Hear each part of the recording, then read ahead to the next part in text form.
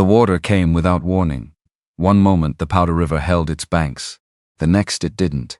A wall of brown moved through the valley like something that had been waiting a long time to stop waiting. 5 men, a shrinking bar of gravel, no bridge, no way across. Every horse on the ranch refused the water. Every horse but one. She was the smallest animal in the remuda, torn ear, crooked tail. The horse they gave to the man nobody wanted because they figured the worst horse belonged with the man who had nothing left to lose. They were wrong about the horse. They were wrong about the man. And in the next 10 minutes, on a river that was swallowing everything in its path, both of them were going to prove it. The flood came without an announcement. That was the thing, nobody told you about the high country. You learned it or you didn't, and the difference between those two outcomes was not always survivable. The mountains held their water the way a man holds a grudge quiet for a long time, then all at once, without mercy and without warning, releasing everything they had stored through the long dead months of winter into the narrow cuts and coulees that fed every river south of the Beartooths. By the time the sound reached the valley, by the time the low grinding roar moved down the canyon walls and spread itself across the benchland like something alive and purposeful, it was already too late to make different choices. The choices had been made hours ago. The consequences were simply catching up. Eli Bowen heard it before he saw it. He was sitting his horse at the eastern edge of the Calloway Range, watching the cottonwoods along the river bend shiver in a wind that had no business blowing from that direction in mid-morning, and the sound reached him the way distant thunder sometimes did, felt in the chest before it registered in the ears. River felt it too. The small dun mare beneath him had been twitching her good ear toward the north for the better part of an hour, the torn left ear lying flat in a way that had nothing to do with irritation and everything to do with something Eli did not yet have a name for. He would find the name for it later. Standing on a shrinking bar of gravel with the water rising around them both, with the last light draining out of a Montana sky, gone the color of a bad bruise, he would understand exactly what she had been telling him since morning. But that was later. That was the reckoning. This was still the moment before.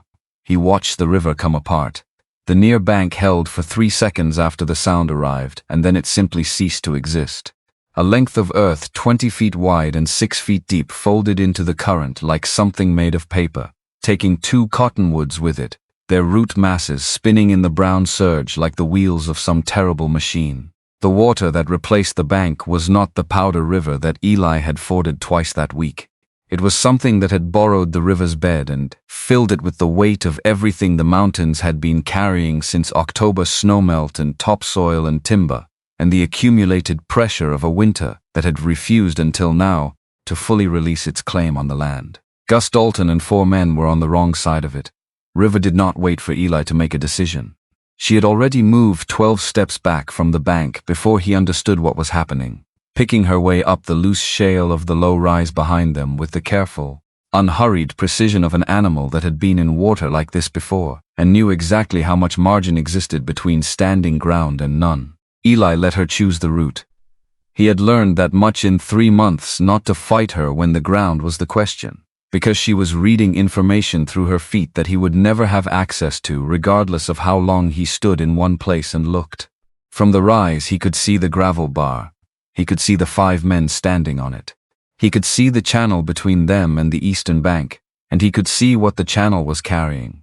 And he understood that no horse he had watched go into that water today, not the big gray that Harriet kept for rough country, not the black quarter horse that Gus rode on good days, no horse currently in the Calloway remuda was going to cross that channel willingly. He had watched 2 of them try.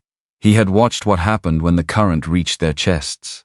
He had seen Harriet stop the 3rd attempt with a word and a raised hand, because Harriet Calloway had not survived 30 years of Montana ranching by asking animals to exceed what their nature permitted and calling the results of that request success. He had 3 months on this land. He had a horse that smelled wrong to everyone who looked at her and was correct about the ground every time she stopped. And he had a debt he had not yet articulated to anyone, including himself, the specific, unearnable debt of a man who had been pulled back from the edge of not caring whether he survived, pulled back not by optimism or by any decision of his own making, but by a small dun mare with a ruined ear who had stood in the early light outside a chugging stall and waited for him with a patience that shamed everything he thought he knew about loss. He unwrapped River's bit and slid it free from her mouth. Harriet Calloway was watching from the bank. That was 3 months after Eli Bowen rode through the gate of the Calloway place, with one saddlebag that wasn't full, and a horse he'd borrowed from the livery in Miles City, because he no longer owned the kind of property that came with livestock attached. The gate was simple 2 pine posts, and a crossrail, no ornament, no name burned into a sign above it, the kind of entrance that told you everything you needed to know about the woman who owned it. She was not in the business of announcing herself. The ranch announced her well enough through other means. The condition of the fencing, the way the buildings sat on the land, level and practical, oriented to the prevailing wind. The horses in the near pasture, which were not beautiful horses in the way that show animals were beautiful, but were horses that looked as though they could do what you asked of them, and do it again tomorrow without requiring a conversation about it. Eli had been riding for 11 days. Not continuously, but without destination, which was its own kind of continuous, the kind where stopping somewhere was never quite stopping because nowhere had the specific gravity of a place that expected you to return. He had sold the Wyoming property in February, 2 months after the ground froze hard enough to accept a grave without difficulty, and he had carried the money and the grief in approximately equal weight through the balance of that winter without knowing what either one was supposed to become. Pete Morrow had found him in the Gold Strike Saloon in Miles City on a Tuesday evening. Pete, who had been with the Calloway outfit for 16 years, and who had a way of observing a room when he entered it that had nothing to do with self-preservation and everything to do with genuine curiosity about people, the kind of old-fashioned interest in strangers that was becoming rarer every year as the territory got more settled and people got more suspicious of one another. Pete had sat down across the table without asking and ordered 2 whiskeys and said, "You've got the look of a man who could use work that requires his whole attention." Eli hadn't answered right away. He'd been sitting with his hat on the table and his hands wrapped around a glass that had been empty for 20 minutes, looking at something that wasn't in the room. "What kind of work?" he said finally. Pete had a face like weathered limestone, cut through with lines that were as much from squinting into distance as from age. And his eyes when he smiled were the eyes of a man who found the world consistently more interesting than it had any obligation to be. Cattle outfit, south of here. Owners named Calloway. Harriet Calloway. She needs hands for spring and she doesn't make promises she can't keep, which is rarer than it sounds. He drank his whiskey. She won't tell you it'll be permanent if she doesn't know it will. She won't pretend to be something she's not to get you to sign on. And she works as hard as any man on the property, which I find respectable. Eli had ridden south the following morning. The interview, if it could be called that, lasted 4 minutes. Harriet Calloway came down from the porch of the main house in a wool skirt and a heavy blouse with the cuffs rolled back, wearing boots that had been resoled at least twice and a canvas apron that had seen better days and a great deal of honest labor since. She was 52 years old and moved like a younger woman. Not because she was vain about it, but because 30 years of physical work had built a body that was still fundamentally reliable. Her hair was dark with threads of silver, and she wore it pinned without ceremony. She looked at Eli the way you looked at a piece of equipment you were considering purchasing, not unkindly, but without sentimentality. He told her what he could do: fence work, cattle handling, shoeing if the horse wasn't complicated, basic wound treatment for livestock, reading weather well enough to be useful in open country. He did not tell her about the tack room in the Wyoming house, or the yellow curtains his wife had hung in the kitchen window, because she said the room needed something that caught the light. He did not tell her about the 7 months when everything had been pointed at a future that had a specific shape, and then the shape had simply ceased to exist overnight, leaving him in a house that fit him the way a coat fits a man who has lost a significant amount of weight, still technically wearable, but wrong in every dimension. Harriet had listened without interrupting. "Every person on this property works," she said, "including me. Nobody gets consideration for a difficult history because difficult history is not a skill." She paused. "Can you start Monday?" he said. "I already started." "I'm listening, aren't I?" She looked at him for 2 seconds longer than was strictly necessary. Then she turned toward the barn. "Gus will show you around." Gus Dalton was the kind of foreman who had been good at his job for so long that he had confused competence with correctness, which is a mistake that large competence and long tenure make almost inevitable. He had run cattle outfits across 4 territories and had the crow's feet and the square posture of a man who had spent most of his adult life outdoors making decisions under pressure. His flannel shirt was always tucked and his mustache was always trimmed, and his moccasin-toed boots had the kind of high, undercut heel that was useful for catching a stirrup fast, and he wore them with the unconscious confidence of a man for whom the tools of his work had become extensions of himself. He shook Eli's hand with the grip of someone who still believed you could read a man in 4 seconds of handshake and said, "How long you been working cattle?" 7 years. Gus walked him through the south barn, not looking at him, checking stall latches and water buckets as he went. "We run about 800 head through the summer. 3 bunkhouses.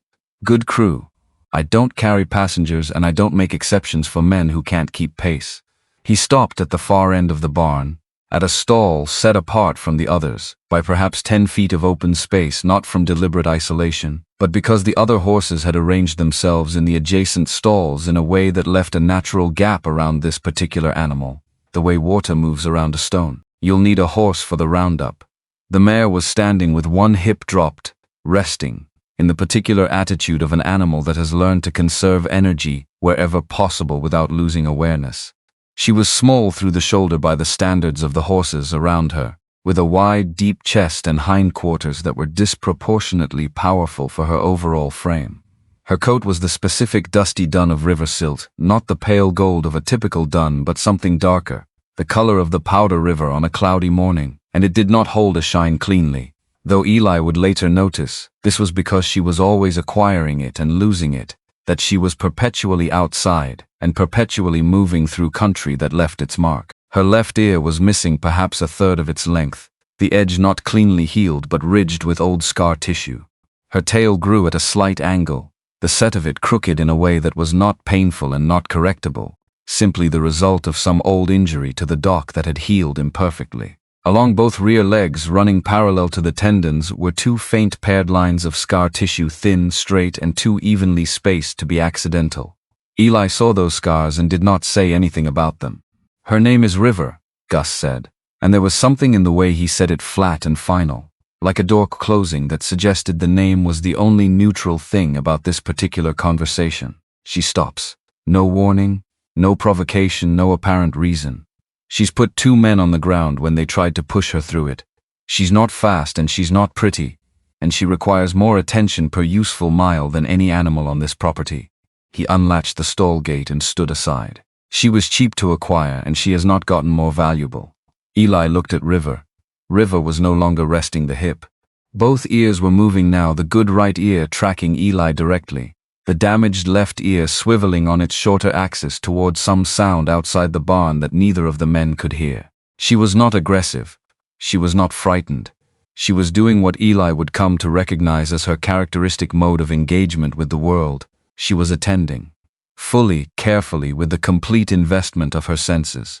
"What do you want me to do with her?"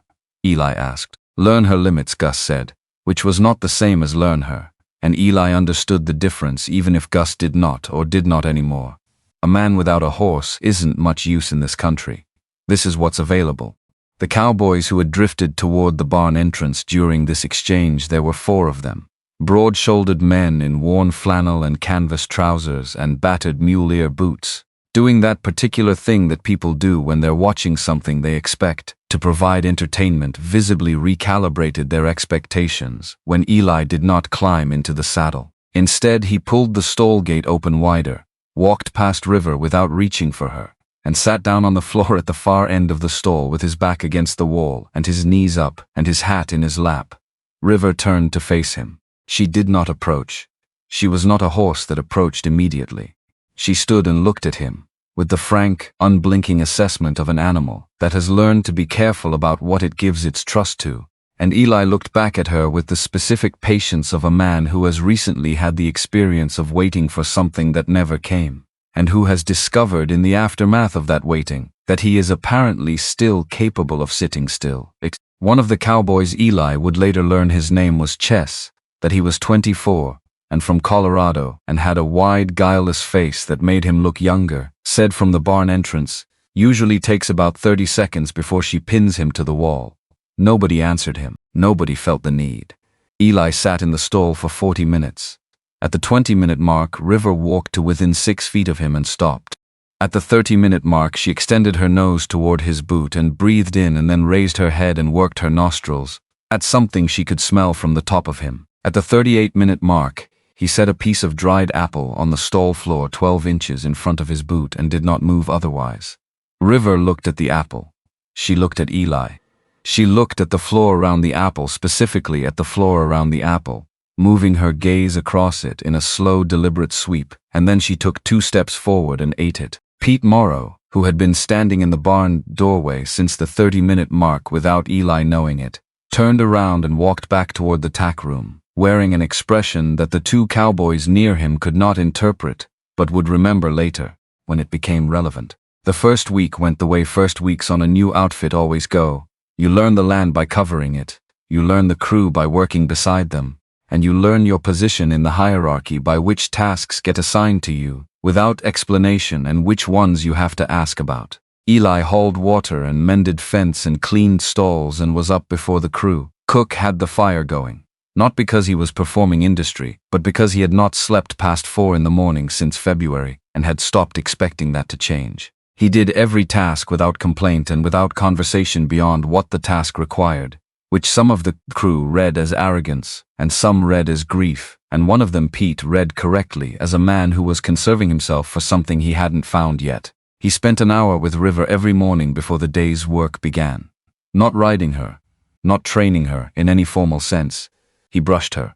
He cleaned her feet, discovering in the process that her hooves were significantly wider than those of any horse her size, that he had worked with, wide and hard-soled with low heels. The specific conformation of a hoof that has adapted to distribute weight across soft ground rather than drive down through it. He refit her bridle, moving the bit 2 inches left from its established position, so that the pressure points fell away from the damaged side of her mouth rather than directly against it. And the first morning he did this, she held herself very still while he worked. Not with the stillness of tolerance, but with the stillness of something paying close attention to a he had not anticipated and was trying to understand. On the 5th morning, she was standing at the stall gate when he arrived. He didn't make anything of it out loud. He simply unlatched the gate and went in and picked up the brush. And she positioned herself for it the way she had learned he preferred, and they went through the morning ritual in the particular comfortable silence that develops between 2 living things when they have decided, without formal negotiation, that they will extend each other the benefit of the doubt. Gus watched this from across the barn with an expression that was not quite skepticism and not quite dismissal, something between them, the look of a man who has a theory and is waiting for the evidence to confirm it, certain enough in the theory that the wait is not anxious. The first ride outside the corral happened on the 8th day. Eli saddled River without spurs, had not brought spurs onto this property, a choice Gus had registered with one pulled down corner of his mouth, but not commented on, and led her around the corral twice before mounting. She was stiff the first circuit, holding herself with the wariness of an animal that has learned to anticipate pain from certain specific human behaviors. By the second circuit, something in her back had released, some long-held bracing. He mounted and sat still and asked her forward with the inside of his calves. No heel, and she walked. She did not walk beautifully. Her trot was rough enough that you felt every footfall, and her stride was short enough that she could not match pace with the other horses when they were moving fast across open ground. But she never wasted a step. Every foot landed where she had looked first. There was an economy to her movement that you didn't see in horses that had been pushed and kicked and spur-argued into going where they were pointed regardless of what they felt beneath them, a deliberateness that read, at first, as slowness, but was in fact something else entirely. She was processing. She was reading the ground the way a careful man reads a contract, looking for the clause that's going to cost him later if he misses it now. They were half a mile from the corral, following a game trail along the base of a long, low ridge, when River stopped. The ground looked fine. The trail was dry, the grass on either side showing no sign of unusual softness. The sky above them clear in the way of a high country spring morning before the clouds built from the west. Eli did not kick her. He sat and felt the quality of her stillness. It was not the stillness of stubbornness, not the locked-up, bristling refusal of a horse that has decided against a specific rider. It was a listening stillness, Both ears were forward, and her nostrils were moving, and she was looking at a particular patch of ground 12 feet ahead of the trail, with the fixed, focused attention of something that has detected a discrepancy between what a thing looks like and what a thing is. He dismounted. He picked up a heavy stick from the edge of the trail and walked 6 feet forward and pressed the end of it into the ground at the left edge of the dry-looking path. The stick went in 2 inches and stopped normal. He moved the stick 3 feet right, to the spot River had been staring at, and pressed it into the ground that looked identical to the ground beside it, and the stick went in past his wrist before it stopped, into mud that was held in suspension below a sun-baked crust of earth thin enough to fool a man, and not quite thin enough to fool a horse. A horse's leg, coming down hard with the weight of horse and rider, would have punched through that crust. The fall would have been fast and bad. Eli stood with the stick, still in the ground, and looked back at River, who was watching him with both ears forward, and an expression that was not triumphant because horses do not experience triumph in the way that people do, but that was recognizable as something in the neighborhood of patient vindication. He led her around the soft spot and remounted, and they continued along the ridge. That evening he mentioned it to Gus in the most neutral language he could manage the soft spot on the north trail, the crust over the mud pocket, just in case any of the men were using that route with the heavier horses. Gus listened and said, "Any horse can get lucky once." He walked away. Eli did not argue because arguing with Gus Dalton was not a productive use of energy, and because, more importantly, the point was not to win the argument. The point was that he had walked around the mud pocket. The point was that River had stopped. Pete found him at the fence line the following afternoon, where Eli was replacing a rotted post with a new one, working methodically through the slow, satisfying labor of setting something right that had gone wrong. The old stable hand leaned on the adjacent post and watched him work for a while without introduction, and then said she was from a bottomland outfit east of the Powder, before she came here. Spring of '86. He let that settle. The water came up in 3 hours. Nobody was expecting it in April, because the winter hadn't been unusual. But the mountains had a lot of snow, and it went fast. He was quiet for a moment. She was the only horse they recovered standing. The hands found her on a gravel ridge with the water up to her belly. She'd been there 3 days. Eli set the post and tamped the earth around it. What happened to the rest of the herd? Pete was quiet for long enough that the silence had a shape. The Coulter place had a marsh pasture south of the main field. Good grass in normal years. They'd moved the horses there for the new growth.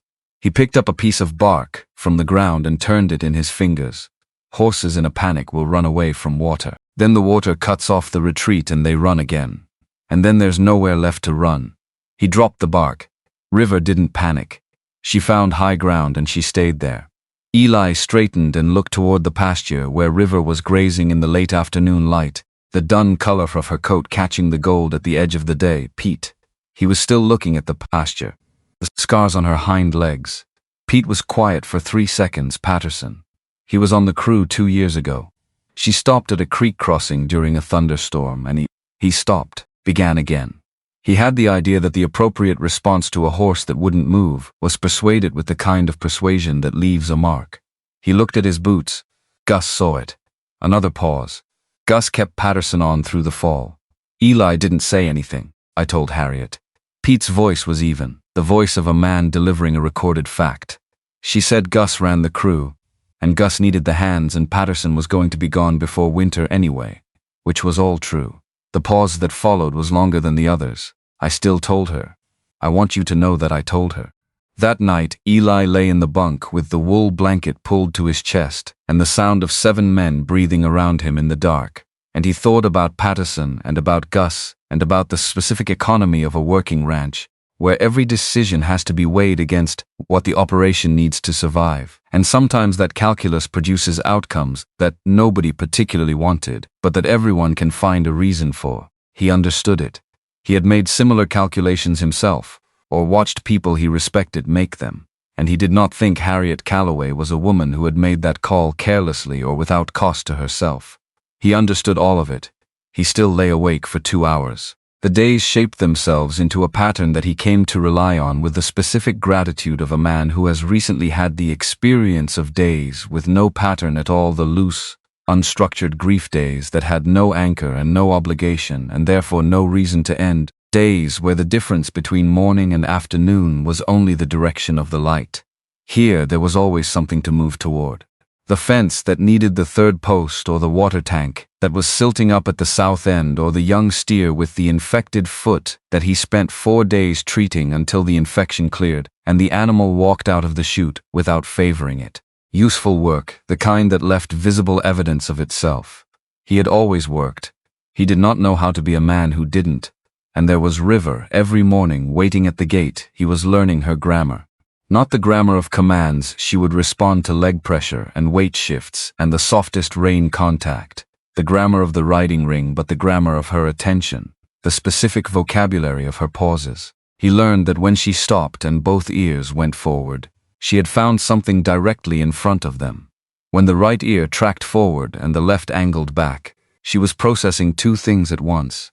When she pulled left against a loose rein, she was not being difficult, but was suggesting an alternative route, and the 2 times he had ignored the suggestion in those early weeks he had encountered.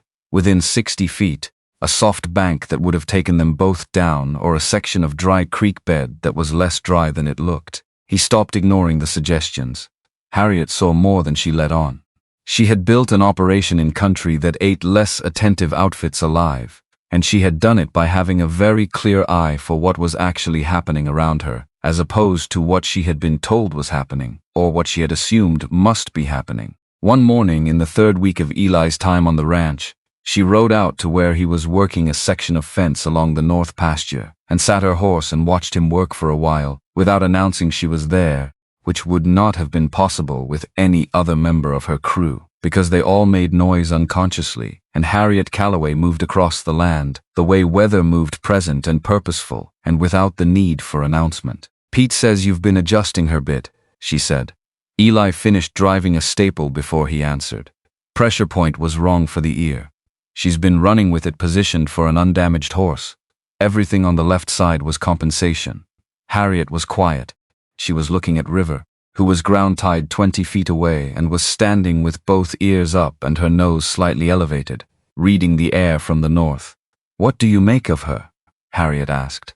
He considered his answer the way he did most things, without haste, with genuine interest in getting it right. "She notices when the ground is lying," he said. "Most horses will trust what it looks like.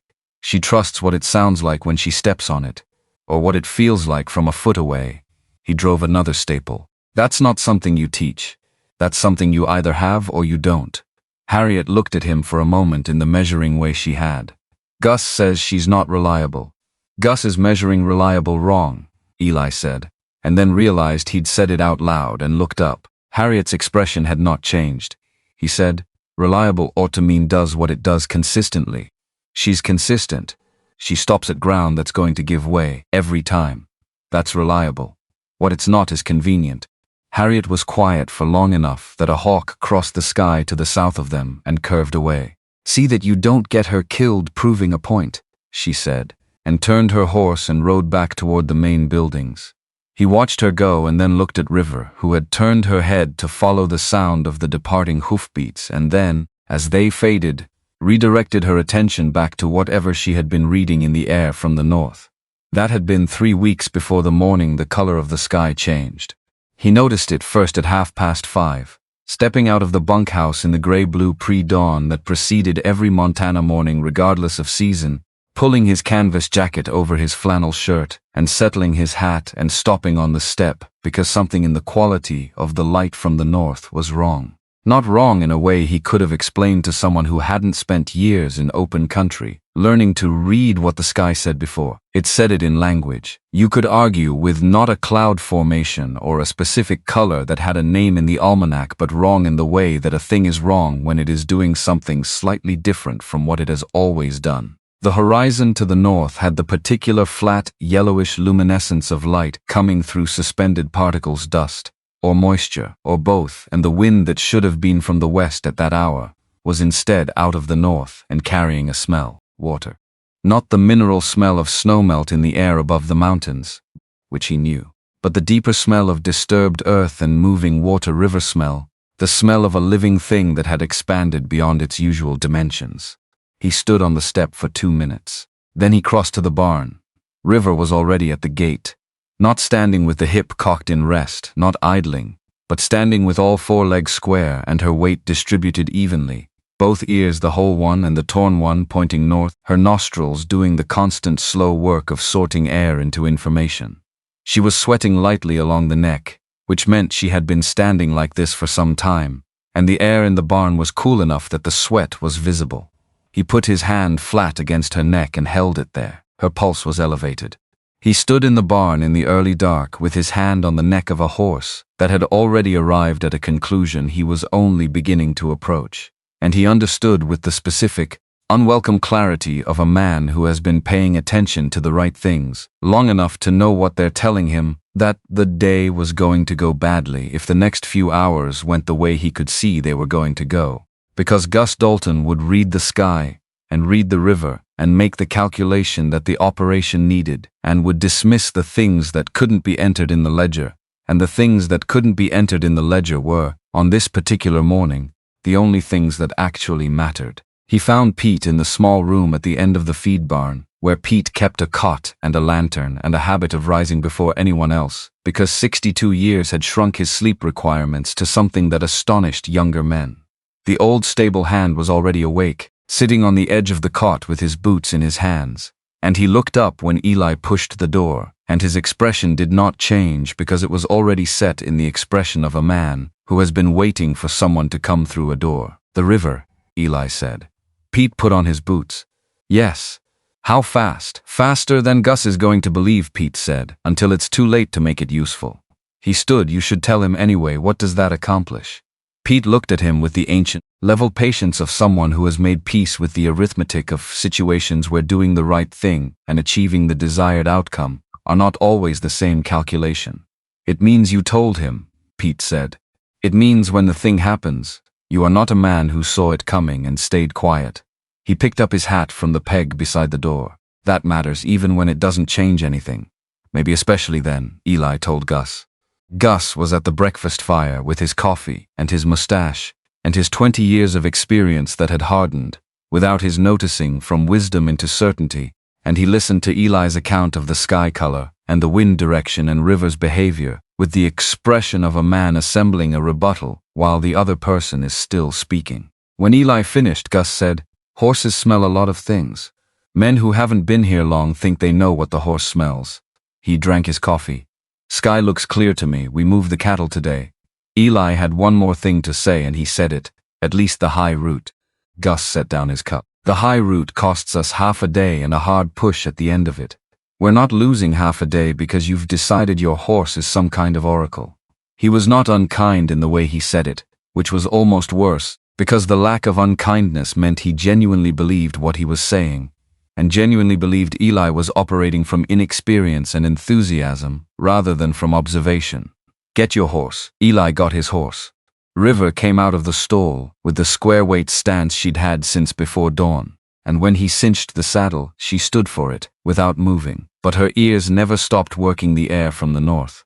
He pulled on his gloves, heavy leather, worn smooth at the rein fingers, and settled his duster over the flannel and adjusted his hat and stood for a moment with his hand on River's neck, not calming her because she was not agitated, just being in contact with something he trusted, in the minutes before he would have to go into the day, and trust it to do what it was going to do, regardless of what he thought about it. He mounted. River moved out of the barn without being asked, already pointed south, toward the cattle, toward the work that was going to happen no matter what color the sky was. Above them from the north the light was still wrong. Still flat and yellow-gray in a way that had no good explanation. Still building toward a thing that the sky knew, and the river knew, and the small dun mare with the torn ear knew, and that the men riding out through the gate of the Calloway place in the spring morning were going to understand, only when the understanding was no longer a matter of choice. River's good ear tracked the work ahead of her. Her damaged ear lay low and to the north. She already knew how this morning ended. She had survived one just like it. The cattle knew before the men did.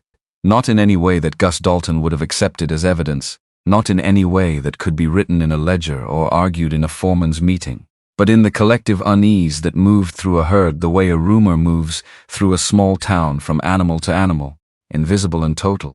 changing the behavior of the group before any individual member could have articulated what was wrong.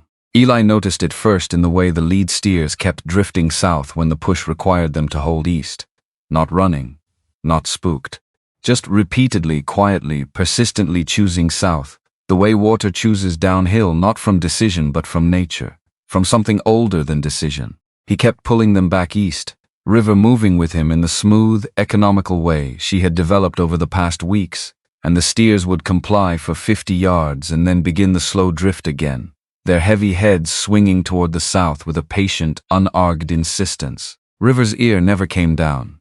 The left one, the torn one that could not fully track but could still receive. It had been angled north and slightly back since before dawn, since the stall in the gray before light, and it stayed there through the whole of the morning's work, no matter what was happening in front of them, no matter where the cattle moved, or what Eli asked of her. She gave him her right ear, her complete right side attention for the work. The left side of her was somewhere else entirely, listening to the north, listening to the thing in the mountains that had not yet arrived in the valley, but that was in the process of becoming unavoidable. The crew had covered 2 miles by mid-morning.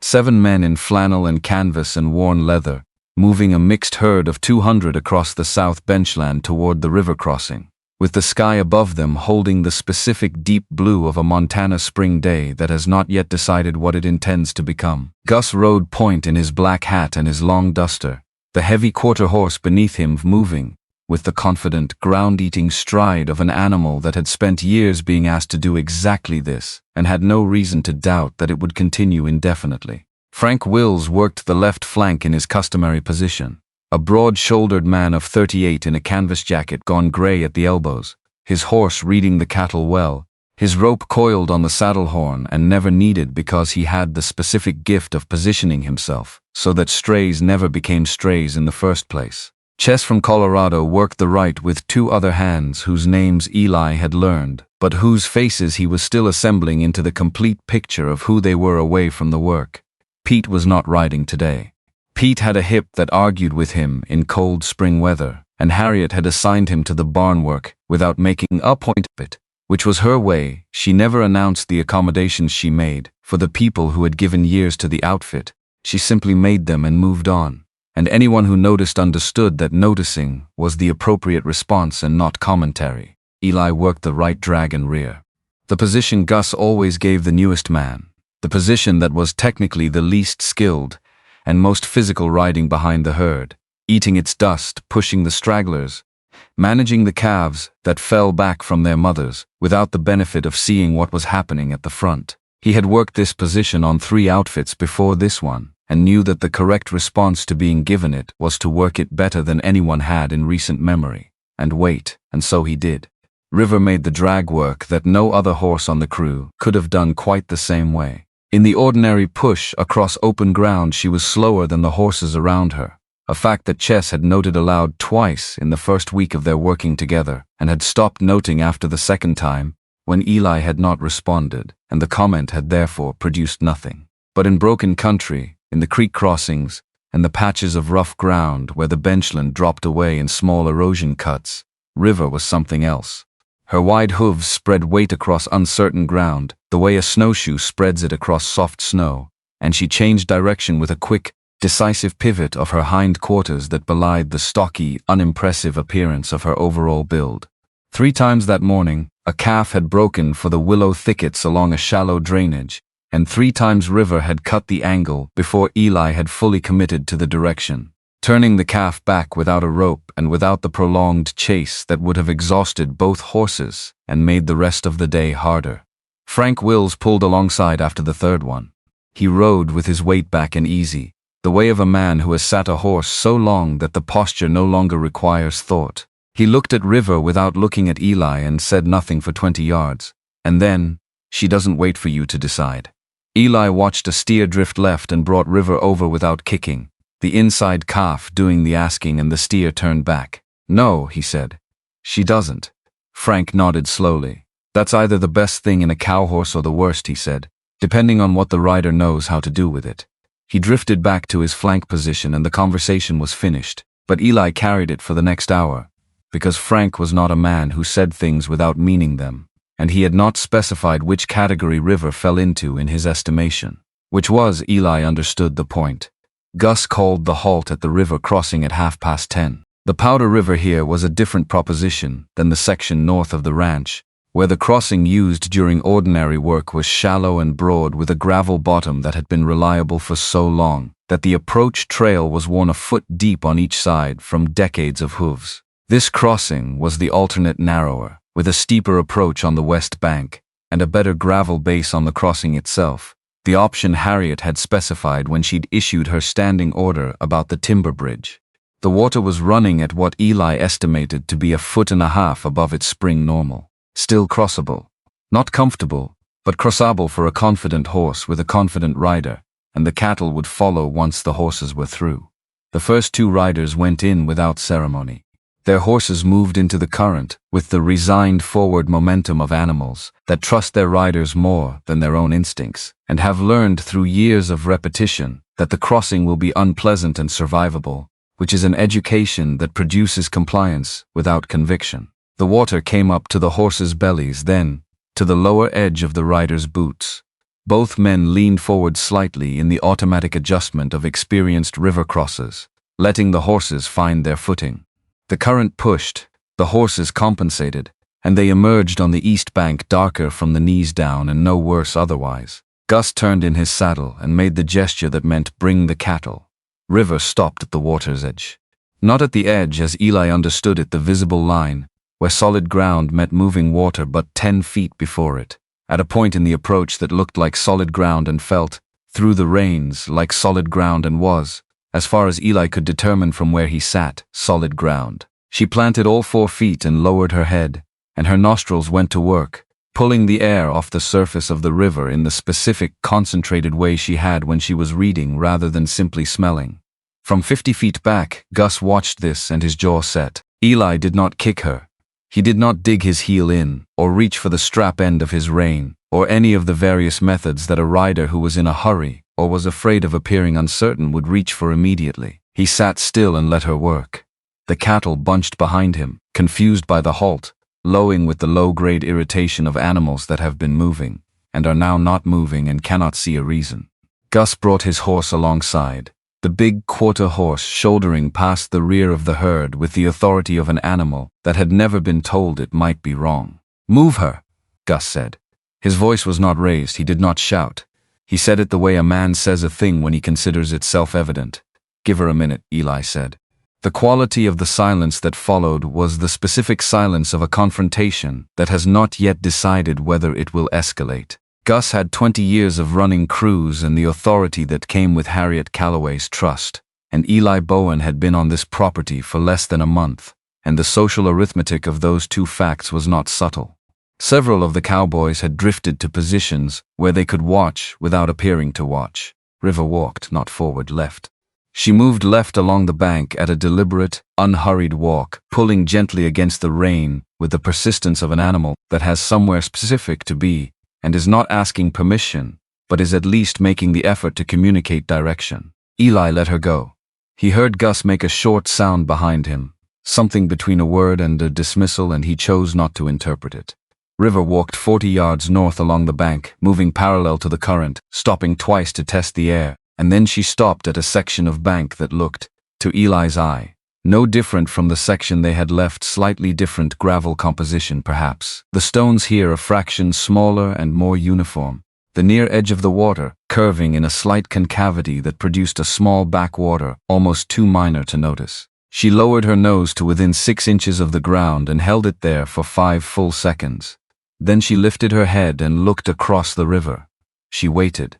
Eli pressed with his left calf, the softest ask he could make, and River stepped into the water. The current here was marginally slower in that first yard from the bank, something that the physics of the slight concave curve in the bank produced by deflecting the main channel 6 inches outward, and River found the seam between the bank edge water and the main flow, and moved along it in a diagonal that kept them in the quieter water longer than the straight-across route would have. When she crossed the seam and entered the full current, the water came up to her belly and no higher, and the riverbed beneath her feet was flat-packed gravel, without the soft spots that the original crossing had. Eli felt the difference through the saddle, the clean, even pressure of good footing rather than the subtle give and recover of a bottom that was inconsistent.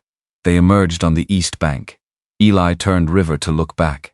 He could see, from the east bank angle, what the approach to the original crossing looked like from a perspective that had not been available to anyone standing on the west bank about to enter. The near bank at the established crossing had a darker look to the soil that was visible now, the specific dark brown of wet earth that had saturated below the surface, held there by a clay lens that kept the water from draining.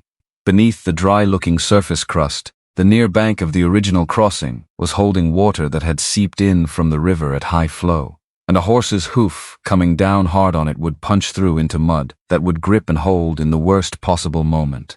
Gus crossed with the main herd at the original crossing, 300 feet south, watching Eli on the far bank, with an expression that was unreadable from that distance. The first cattle followed the horses through with the usual pushing and complaint. Frank Wills guided his horse through the deeper water, with the competence of long practice. The herd came across in clusters, the calves bunched tight against their mothers, the water roiling brown and cold around moving legs. Nobody went down. Eli watched the eastern bank soil at the original crossing as the herd emerged, and he saw what he had expected to see. The near edge of the bank, under the repeated impact of 200 head of cattle crossing in sequence, was beginning to show the dark wetness from below, the crust compressing and releasing moisture. One more crossing, maybe two, and it would give. The cattle were lighter per hoof than a horse under a rider, and they were spread across a wider area. And so the damage was distributed, but it was accumulating. Gus brought his horse through the tail end of the herd and came up beside Eli on the east bank. He looked at the original crossing. He looked at the bank. He looked at river. He was quiet for long enough that the lead cattle had moved 40 yards into the east bank grass before he said anything. The far side has a soft edge, he said.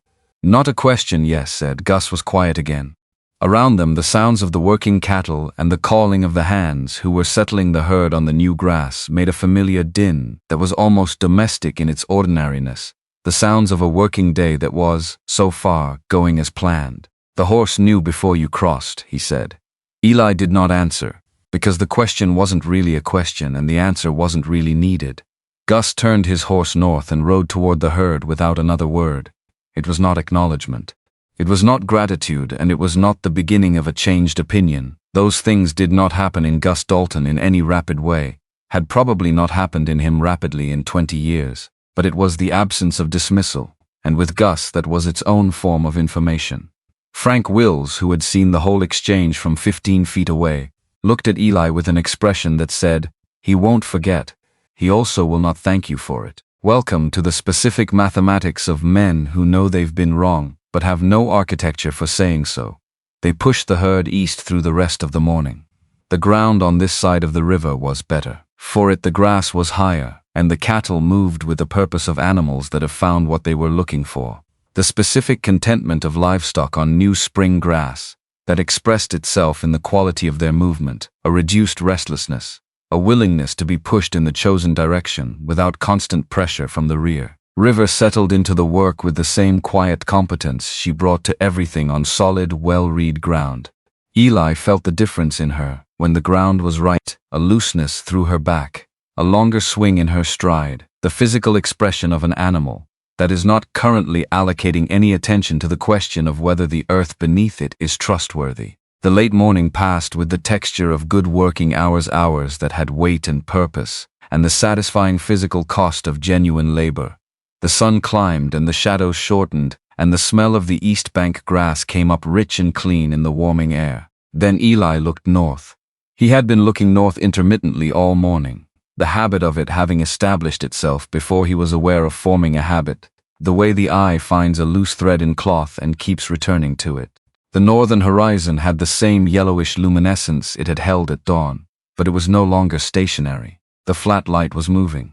Not in the way clouds move pushing across the sky, in identifiable shapes, but in the way weather moves when it is still too far away to see its form, but close enough that its presence changes the quality of everything between it and where you're standing. The air was not warmer.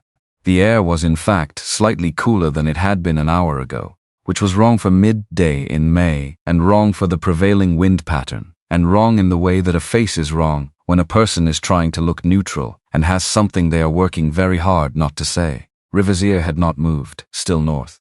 Still low on the left side, receiving whatever the air from the mountains was carrying, cataloging it with the patient thoroughness of an instrument that does not get tired or distracted or convince itself that the reading must be wrong because it would be inconvenient if it were right. Eli had stopped doubting the ear.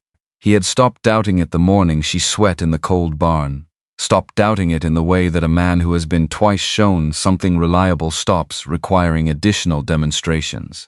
He trusted it now the way he trusted the feel of good footing, through a saddle, not with conscious decision but with the deeper trust of a body that has incorporated new information and adjusted its assumptions accordingly. He brought River alongside Gus on the next circuit. Gus was eating a biscuit from his coat pocket, riding with the reins looped over the horn in the way of a man completely at home in the saddle, reading the herd ahead of him with the automatic competence of long practice. He glanced at Eli and did not stop chewing. "North sky," Eli said. "It's moved since this morning." Gus looked north, chewing. He looked for 4 seconds. "Spring weather in the mountains," he said. "Doesn't always come to the valley." River's been running her left ear north since before dawn. Gus finished the biscuit. He brushed crumbs from the front of his duster with the back of his glove. "I've seen horses act wrong about weather for 30 years, he said. "Half the time they're right.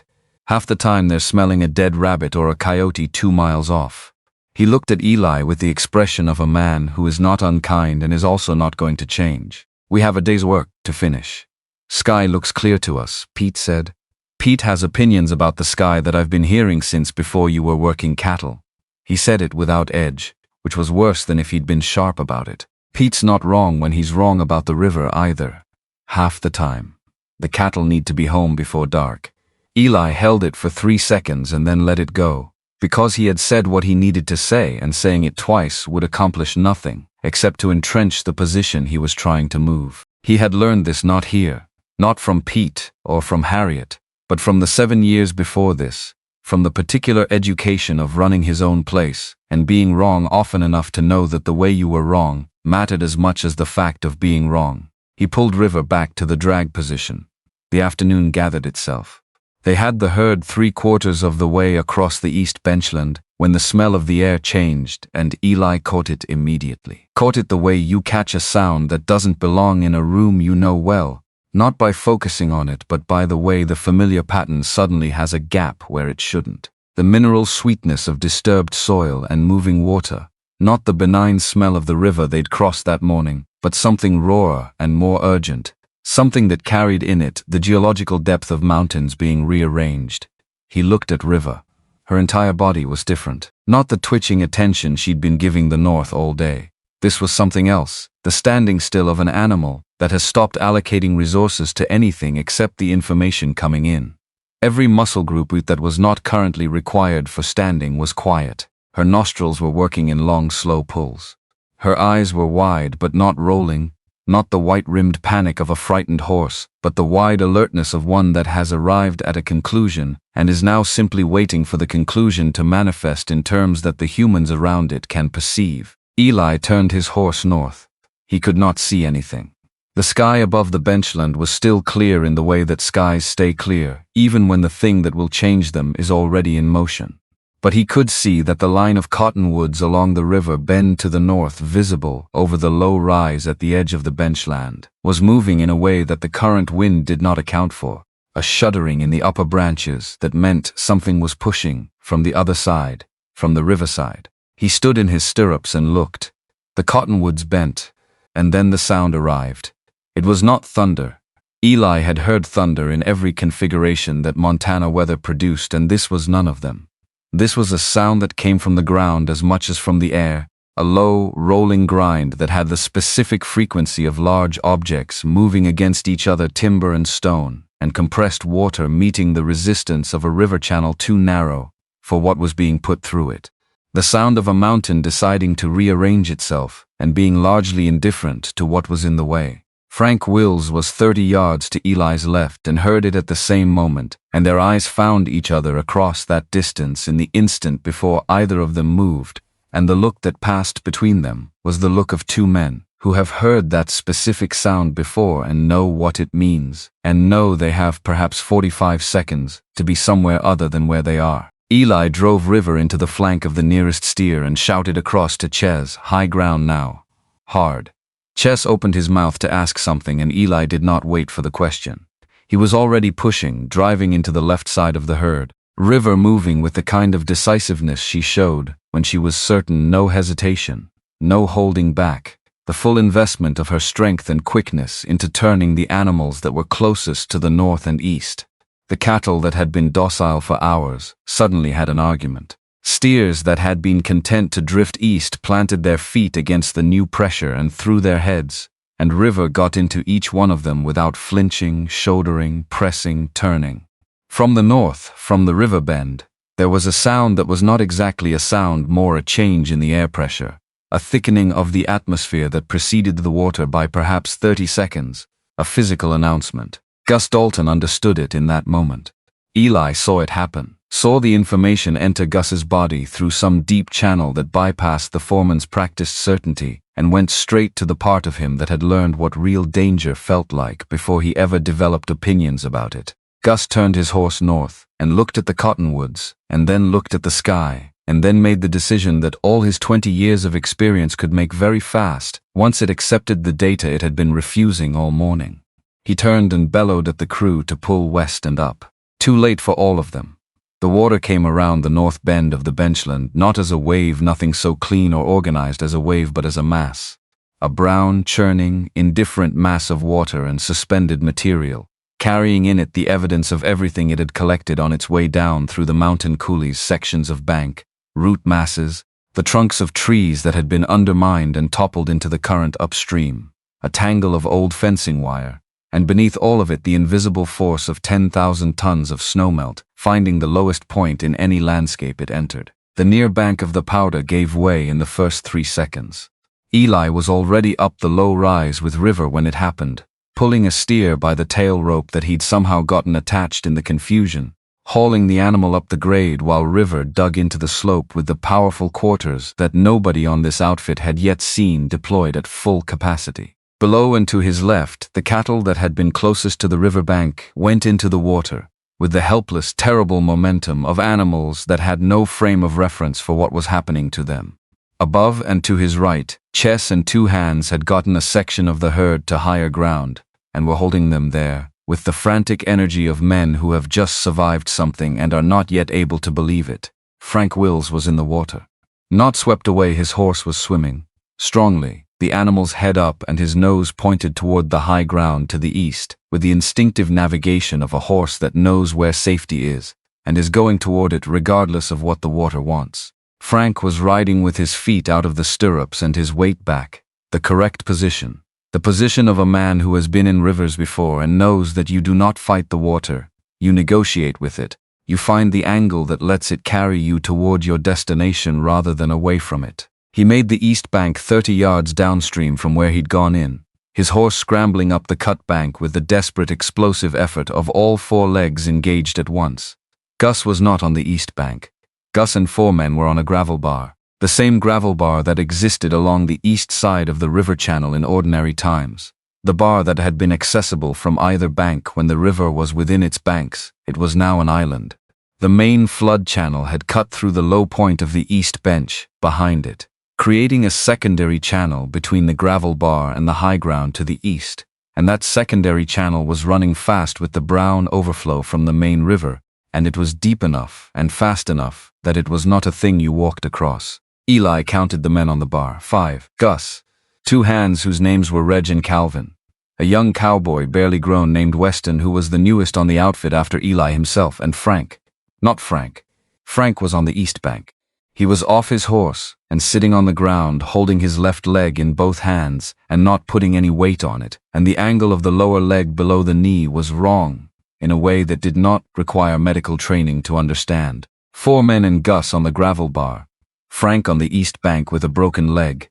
The gravel bar was perhaps 70 yards long and 30 wide at its widest point, but the water on both sides was rising, and the bar was not rising with it. River stood on the high ground above the east bank where Eli had brought her, and she was looking at the bar. Not the way a horse looks at a thing that frightens it. The way she looked at the ground before a crossing with the specific, focused attention of an animal that is taking in information and processing it toward a conclusion. Her torn left ear lay flat against her neck. Her good right ear was forward and tracking. Her nostrils moved. Eli dismounted and stood beside her and looked at the channel between the high ground and the bar. The water in that channel was moving faster than the section of the main river she had crossed that morning, carrying more debris, less predictable, the kind of moving water that made its decisions without reference to what you wanted or what you thought you deserved. He looked at the width of it. He looked at what it was carrying.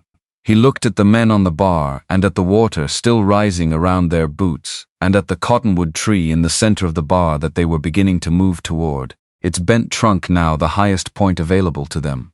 Harriet Calloway arrived on the high bank above them. He did not hear her approach because the water was louder than horses now, louder than everything. She simply appeared at his right side, on her working horse, in her canvas apron that she had not taken off since breakfast, looking at the channel and then at the bar and then at the men on it, with the specific economy of attention that belonged to someone assessing a situation rather than reacting to it. She sent one of the hands who had made it to high ground riding for town at a full run for rope, for men, for the doctor. She looked at the distance to the bar and the height of the water and back again. Then she looked at river. Eli had already been looking at river.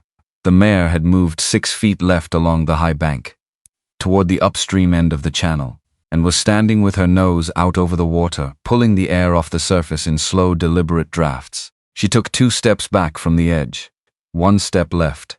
Then she moved 3 steps forward to the rim of the bank at a different point, a point that was perhaps 2 feet upstream from where Eli had been standing, and lowered her head and blew a slow breath out across the water. Harriet watched. "She's looking for something," she said. "Not a question. She's been right every time," Eli said, and he heard himself say it, and knew it was not an argument but a statement of accumulated evidence, the kind of statement that needed no defense, because it had already been tested and had already produced results. Harriet was quiet for 4 seconds. Around them, on the high ground behind, several cowboys were pulling rope from their saddlebags and calling to each other in the raised, urgent voices of men making the first-order plans, the plans that did not yet know what the situation required, but were starting to organize material in case. On the bar, Gus was holding his hat on with one hand and looking at the east bank and at the channel between them, with the expression of a man who has spent 20 years making confident assessments and has just encountered one that he cannot manage from the available options. Harriet looked at Eli. "That animal is not built for this water. I know. You know what you're asking her." Eli did know.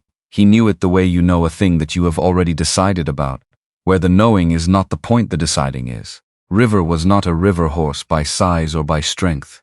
She was a horse that had survived 3 days in flood water 9 years ago, not because she was powerful enough to fight it, but because she was intelligent enough not to.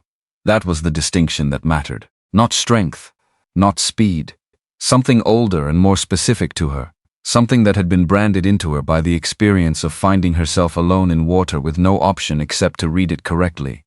He had one thing to offer, and it was not force. "She's done it before," he said, "in worse conditions by herself." He looked at the channel, at the men on the bar, at the gravel they were standing on that was narrowing as the water claimed its edges. "She just has to do it once. I'll be on her." Harriet looked at him for the length of 3 breaths. Then she said, "Shorten your stirrups and check your knots yourself." She dismounted and pulled the longest rope from her saddlebag with the quick, economical movements of a woman who had done every physical task on this property at some point and was not performing industry, only working. "I'll hold the east end." Eli shortened the stirrups. He checked the knot that tied the rope to his saddle horn, checked it again, pulled on it with his full weight. He looked at his gloves. The left one had a split at the index finger that had been there for a week. He pulled the left glove off and reversed it, so the split was on the outside of the hand. Minor, he put it back on. He walked to river.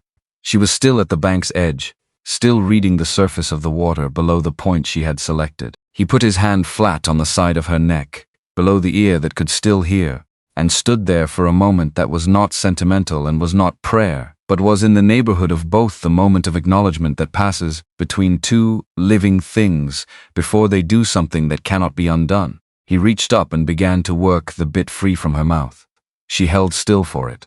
The metal came out clean, and he hooked it over his saddle horn, leaving her bridleless, with only the hackamore and the rope and the loose rein that she could disregard completely if she needed to, if the swimming required her jaw and her neck to move without restriction. He wrapped his left hand once through her mane, not a hold he could keep if she went under, but a contact, a point of connection between them in the water.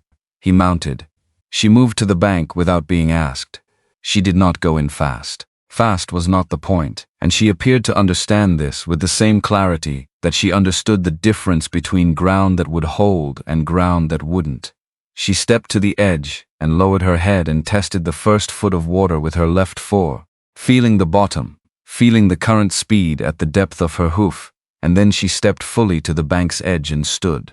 On the bar, Gus had seen what was happening and was directing the other men to the upstream end of the bar, away from the cottonwood toward the point where a rope coming from the east could reach the highest ground remaining.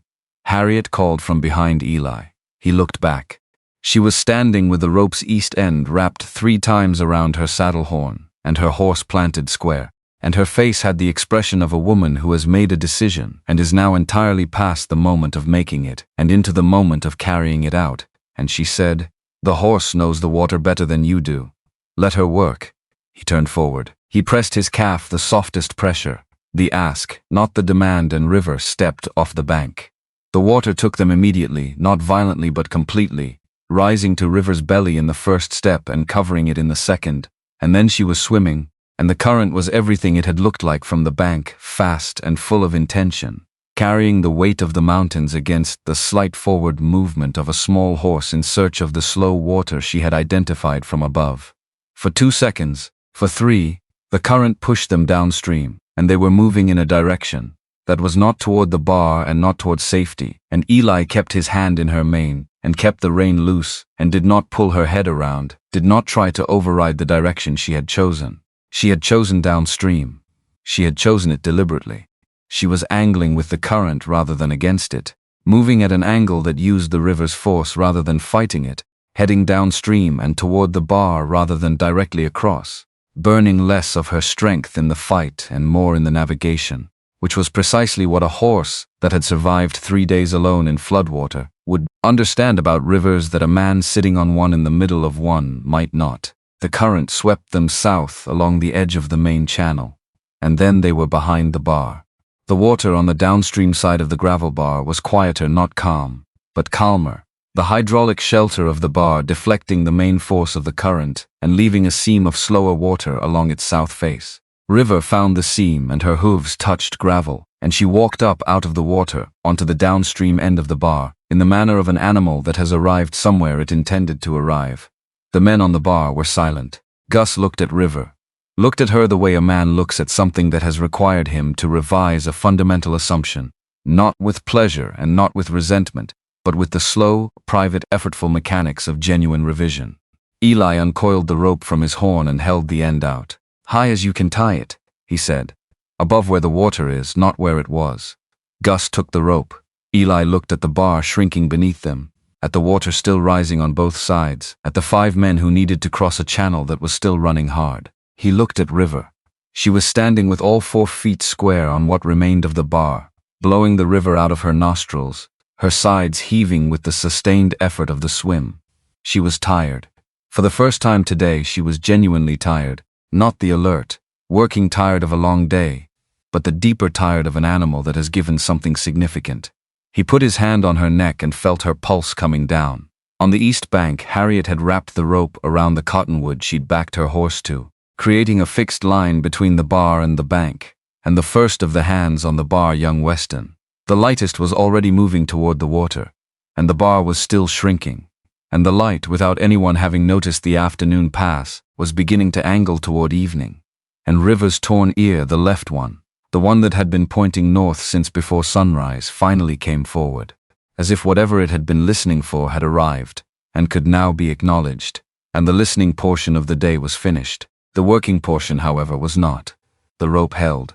That was the first fact of the rescue and it was the only fact that mattered in the seconds after Gus tied it to the bent cottonwood at the upstream end of the bar, because everything that followed depended on it holding, and it did. The rawhide line Harriet had brought from the main ranch, the long one. The one she kept coiled on a specific peg in the tack room, because it was the heaviest and most reliable piece of rope on the property, and she had never been able to articulate why she kept reaching for it in difficult situations, except that it had never failed her stretch taut between the cottonwood on the bar and the larger cottonwood on the east bank, where Harriet's horse was planted, and the current pushed against the middle of it, and the middle bowed downstream, but the ends held and the line stayed above the water, and that was enough. Enough for a plan, not enough for comfort. Weston went first because he was lightest, and because nobody suggested it, and he simply moved to the water's edge and looked at Gus. And Gus looked at the rope and then at Weston and gave a single nod, which was the entirety of the briefing.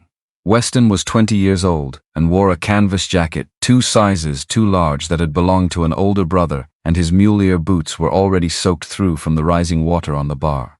He waded in to his waist, gripped the rope with both gloved hands and moved, hand over hand.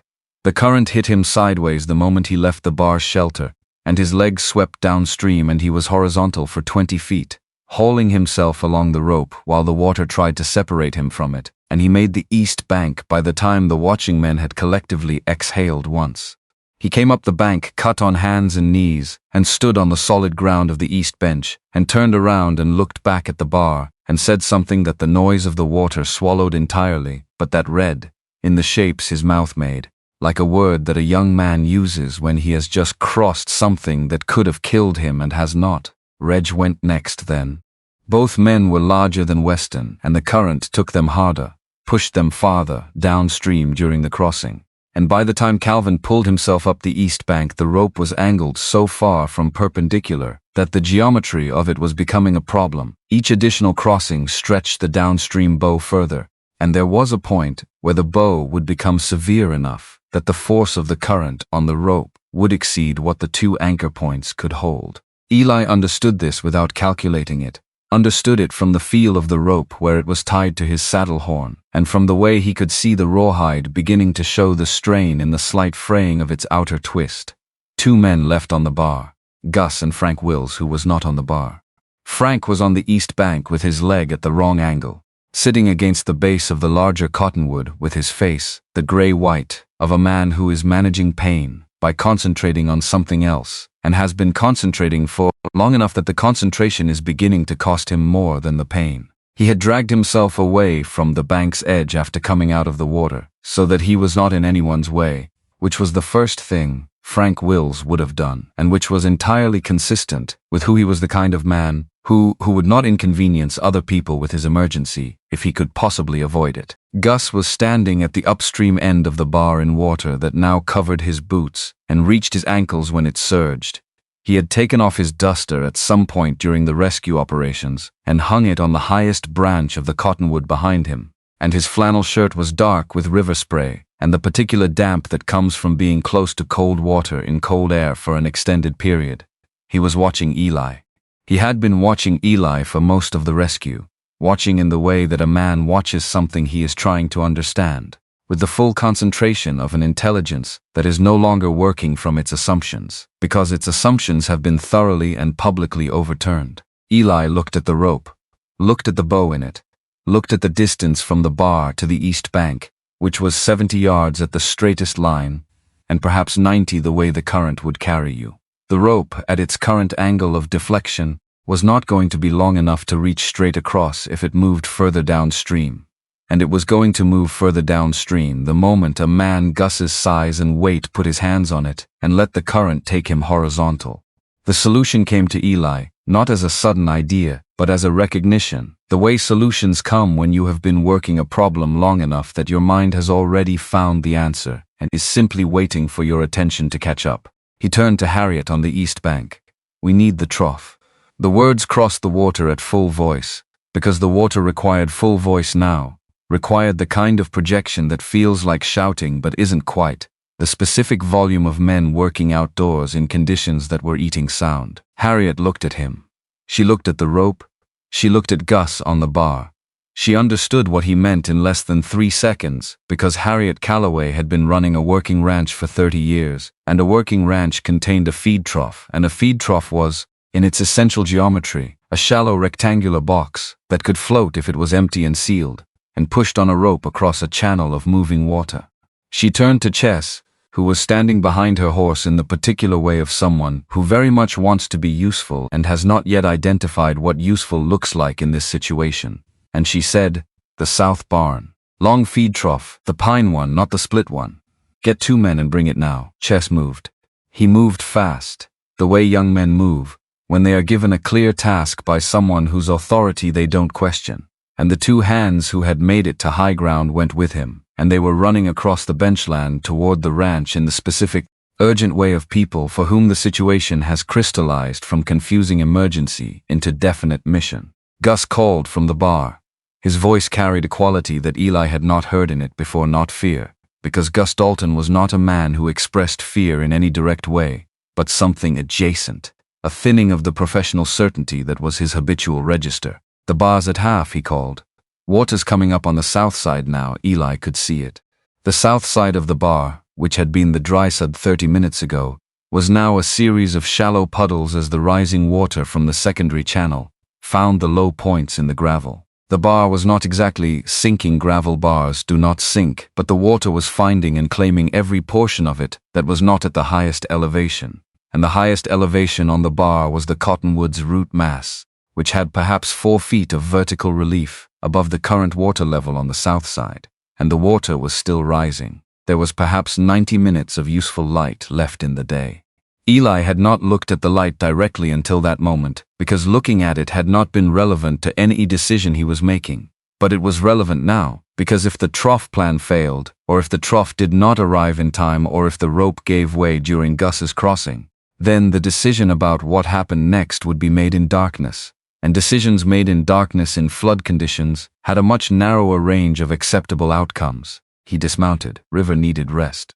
She had been standing on a gravel bar in cold air after an extended swim in floodwater for the better part of an hour, and her coat was still damp along her belly and flanks, and she had given what she had given, and Eli was not going to put her back in the water without giving her every minute of recovery that the situation permitted. He ran his hands along her sides, checking her breathing, which was normal now, the deep, steady respiration of an animal that has returned from exertion and is processing the return. She was alert. Both ears up, the right forward, the torn left tracking. She was watching the water the way she always watched things that required her attention. He left the rope tied to her saddle horn. It was the sturdiest anchor point available to him on this side of the channel, sturdier than the iron stake Harriet had driven into the gravel behind her horse's position on the east bank, because the saddle horn gave and returned with a living animal's movement, rather than holding absolutely rigid against sudden load spikes. And the dynamic anchor was better for a rope under lateral stress from moving water. Pete Morrow appeared on the high bank behind Harriet. Eli had not known Pete was there, and then he was there, which was Pete's way, the way of a man whose presence registered when he chose to make it register and not before. He was on foot, moving with the careful economy of his bad hip, carrying 2 lengths of rope coiled over each shoulder and a look on his face that said he had assessed the situation from the bank above before descending to this level and had arrived at the same conclusion Eli had arrived at, which was that the plan was sound if the equipment arrived in time. Pete came to stand beside Eli. He looked at the rope configuration. He looked at the bow. "You'll need to walk her upstream," he said, nodding at River when Gus goes in. "Keep the anchor point moving upstream to compensate for the bow." Eli had been calculating the same thing. How far? Pete looked at the current, at the angle of the rope, at the width of the channel. He did the arithmetic with his eyes in the way of someone who has done this kind of arithmetic before. Not in flood conditions specifically, but in the related conditions of moving livestock across difficult water, which required the same geometric intuitions. 20 feet, maybe 25. Walk slow and keep the line tight. Eli nodded. Ches and the 2 hands came back across the benchland at a dead run, carrying the pine feed trough between them. It was 6 feet long and 18 inches wide and deep enough to seat a man with his legs extended, a heavy, honest piece of carpentry that had been planed smooth on the inside and left rough on the outside, and had been holding grain and water for the working horses of the Calloway ranch for 11 years. They brought it to the bank edge, and Harriet looked at it and made the immediate practical assessment that it needed to be sealed. The trough had seams at the corners that would leak in moving water, and a leaking trough would fill, and a filled trough would sink. She had thought of this before the trough arrived. She sent one of the hands back for a can of axle grease from the barn, which arrived in 3 minutes, and while they waited she had Chess strip his leather vest and stuff it into the lowest corner of the trough as packing, and the grease went over the seams, and Pete ran his thumbnail along each greased seam, with the practiced pressure of someone who knew how to make a temporary seal hold long enough to serve its purpose. Eli watched this and watched the bar simultaneously. Gus was standing at the cottonwood now, one hand on the bent trunk, his boots in water that came to the top of his instep. He was not moving. He was not agitated. He was waiting with the specific, contained patience of a man who has made the decision that waiting is what the situation requires and has committed to it completely, which was the one quality in Gus Dalton that Eli had never questioned. Whatever Gus decided to do, he did without the leaking uncertainty that made men dangerous in emergencies. He had decided to wait for the trough, and he was waiting for the trough, and the water could do what it was going to do, and Gus would be standing at that cottonwood when the trough arrived. Harriet directed the rigging of the trough. A secondary rope shorter, lighter was tied to each end of the trough, creating a bridle, and the bridle was connected to the main crossing rope with a loop that could slide. The trough would ride the main rope across the channel, guided by men on each end of the secondary line, controlled rather than free-floating, the current pushing against it, but the rope keeping it on the transverse line rather than sending it downstream. It was not elegant. It was the improvisation of people who were working with what they had toward a problem they had not anticipated and had perhaps 40 minutes of remaining light to solve. Frank Wills would go first. This was the obvious decision, and everyone arrived at it simultaneously. Frank could not cross on the rope because he could not use his legs to stabilize against the current, could not do the horizontal, hand-over-hand, feet-swept downstream crossing that the others had managed, because one of his feet was connected to one of his legs by a section of bone that was no longer providing the structural service for which it was designed. Frank would go in the trough, and if the trough worked for Frank, it would work for Gus, and if it didn't work for either of them, then the plan had failed, and they would need a different plan, and the light would be gone before they found one. They lowered the trough into the water from the bar end, Gus and Eli working in coordination, Gus from the bar, Eli leaning over the channel edge with the downstream secondary rope in his hands, both men feeding the trough into the water carefully, keeping it level, not letting the current catch the upstream end and spin it before it was in position. The trough floated. Pete had made the seams hold. It sat in the water low but functional, the greased corners weeping slightly but not catastrophically, riding the current's pressure against the main rope in the attitude of a thing that intends to stay where it is for as long as it needs to. Getting Frank into it was the part nobody had fully worked out. Frank could not stand.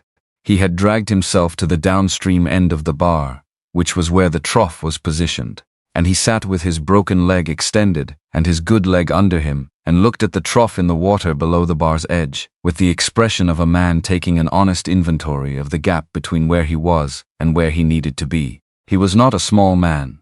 He was 38 years old and broad through the chest and shoulders, the product of a working life that had built him into the specific physical type of the working cowboy, lean through the waist, heavy through the hands and arms, built for endurance over strength but not without strength.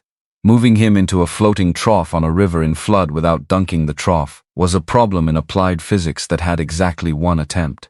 Gus and Eli lifted him, not gracefully.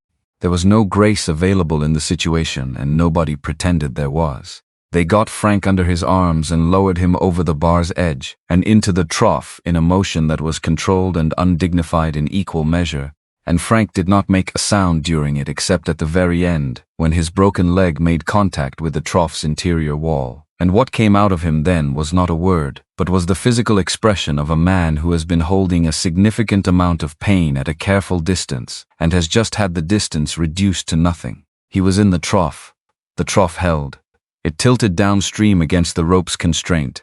the downstream end riding lower in the water than the upstream end, and Frank gripped both gunwales with his gloved hands, and his face was white but his hands were steady. Pete had the upstream secondary rope on the bar end. Eli had the downstream rope on the east bank end, standing upstream of where the trough sat, managing the angle. Harriet had the main crossing rope on her anchor horse, feeling the load on it, ready to ease or tighten as the crossing required. Gus was in the water to his knees on the bar's edge, steadying the upstream end of the trough. They pushed. The current took the trough the moment Gus released it, and the trough swung downstream, and the main rope caught it, and the downstream secondary rope in Eli's hands came tight, and for 3 seconds the trough was purely at the mercy of forces that were much larger than any of the people trying to manage them. Frank held on. He did not try to stabilize the trough with his body, did not shift his weight, did not interfere with the physics of it. He simply held on with both hands, and kept his broken leg braced against nothing and let the men working the ropes do the work, which was the correct instinct and the specific wisdom of a man who knows the difference between helping and making things worse. The trough moved. It moved downstream and across simultaneously, the current and the rope working against each other, and the result of that working being a diagonal transit covered the channel in something that was not a straight line but was, nonetheless, a line with a destination. Eli walked upstream along the bank with the downstream rope, keeping tension in it, compensating for the current's push the way Pete had told him to, measuring the angle by feel, and the trough came across at 20 feet downstream from its starting point and bumped the east bank with a sound that was not graceful and was the best sound Eli had heard all afternoon. Frank came out of the trough with help from 2 hands on the bank, emerging in the same undignified fashion he'd entered it, and was set against the cottonwood beside his previous position, and he looked at the trough, and looked at the channel it had crossed, and looked at his leg and said, quietly, to nobody in particular, "I'll be damned." The trough went back for Gus. Empty, it sat higher in the water, and the current pushed it harder, and Pete on the bar end had to hold his rope with both hands and lean against the load, and his bad hip was not going to let him do this more than once. The trough reached the bar still intact, and Pete caught it and held it against the bar's edge while the current worked against him. And it was in this moment that the branch arrived. Not a small branch. A section of cottonwood trunk, perhaps 12 feet long and 8 inches in diameter, still carrying several subsidiary branches, moving in the main channel to the north of the bar at a speed that made it a different category of object than the debris that had been moving through all afternoon, not floating, but traveling. Displaced timber from somewhere upstream, moving with the authority of something the river had decided to carry. It came around the upstream end of the bar, and into the channel on the bar's east side, the crossing channel, the channel where the trough and the ropes, and the 5 people managing them, were currently positioned, and it hit the main crossing rope at the midpoint. The rope went under. Not broken, the rawhide was too heavy and too good to break at that contact, but the branch caught it, and the weight of the branch and the force of the current on the branch dragged the rope beneath the surface, and the trough, which was connected to the main rope via the bridle loop, went with it. The downstream end of the trough dipped below the water. The upstream end rose. Pete was thrown forward by the change in load and grabbed the bar's edge with both hands, and held himself out of the water by the specific grip strength of an old man who has spent 60 years using his hands for work, and whose hands are therefore not his weakest part. River leaned back. That was what happened, and it happened before Eli had processed what was occurring with the rope, before he had translated the visual information of the rope going under into the tactical information of what needed to happen next. The saddle horn connected to the main rope's east end pulled forward as the branch's weight drew the rope downstream and down, and River felt the change in load on her saddle, and she set her hindquarters and leaned back against it with the full weight of her hindquarters, and the rope came up, not all the way, but enough.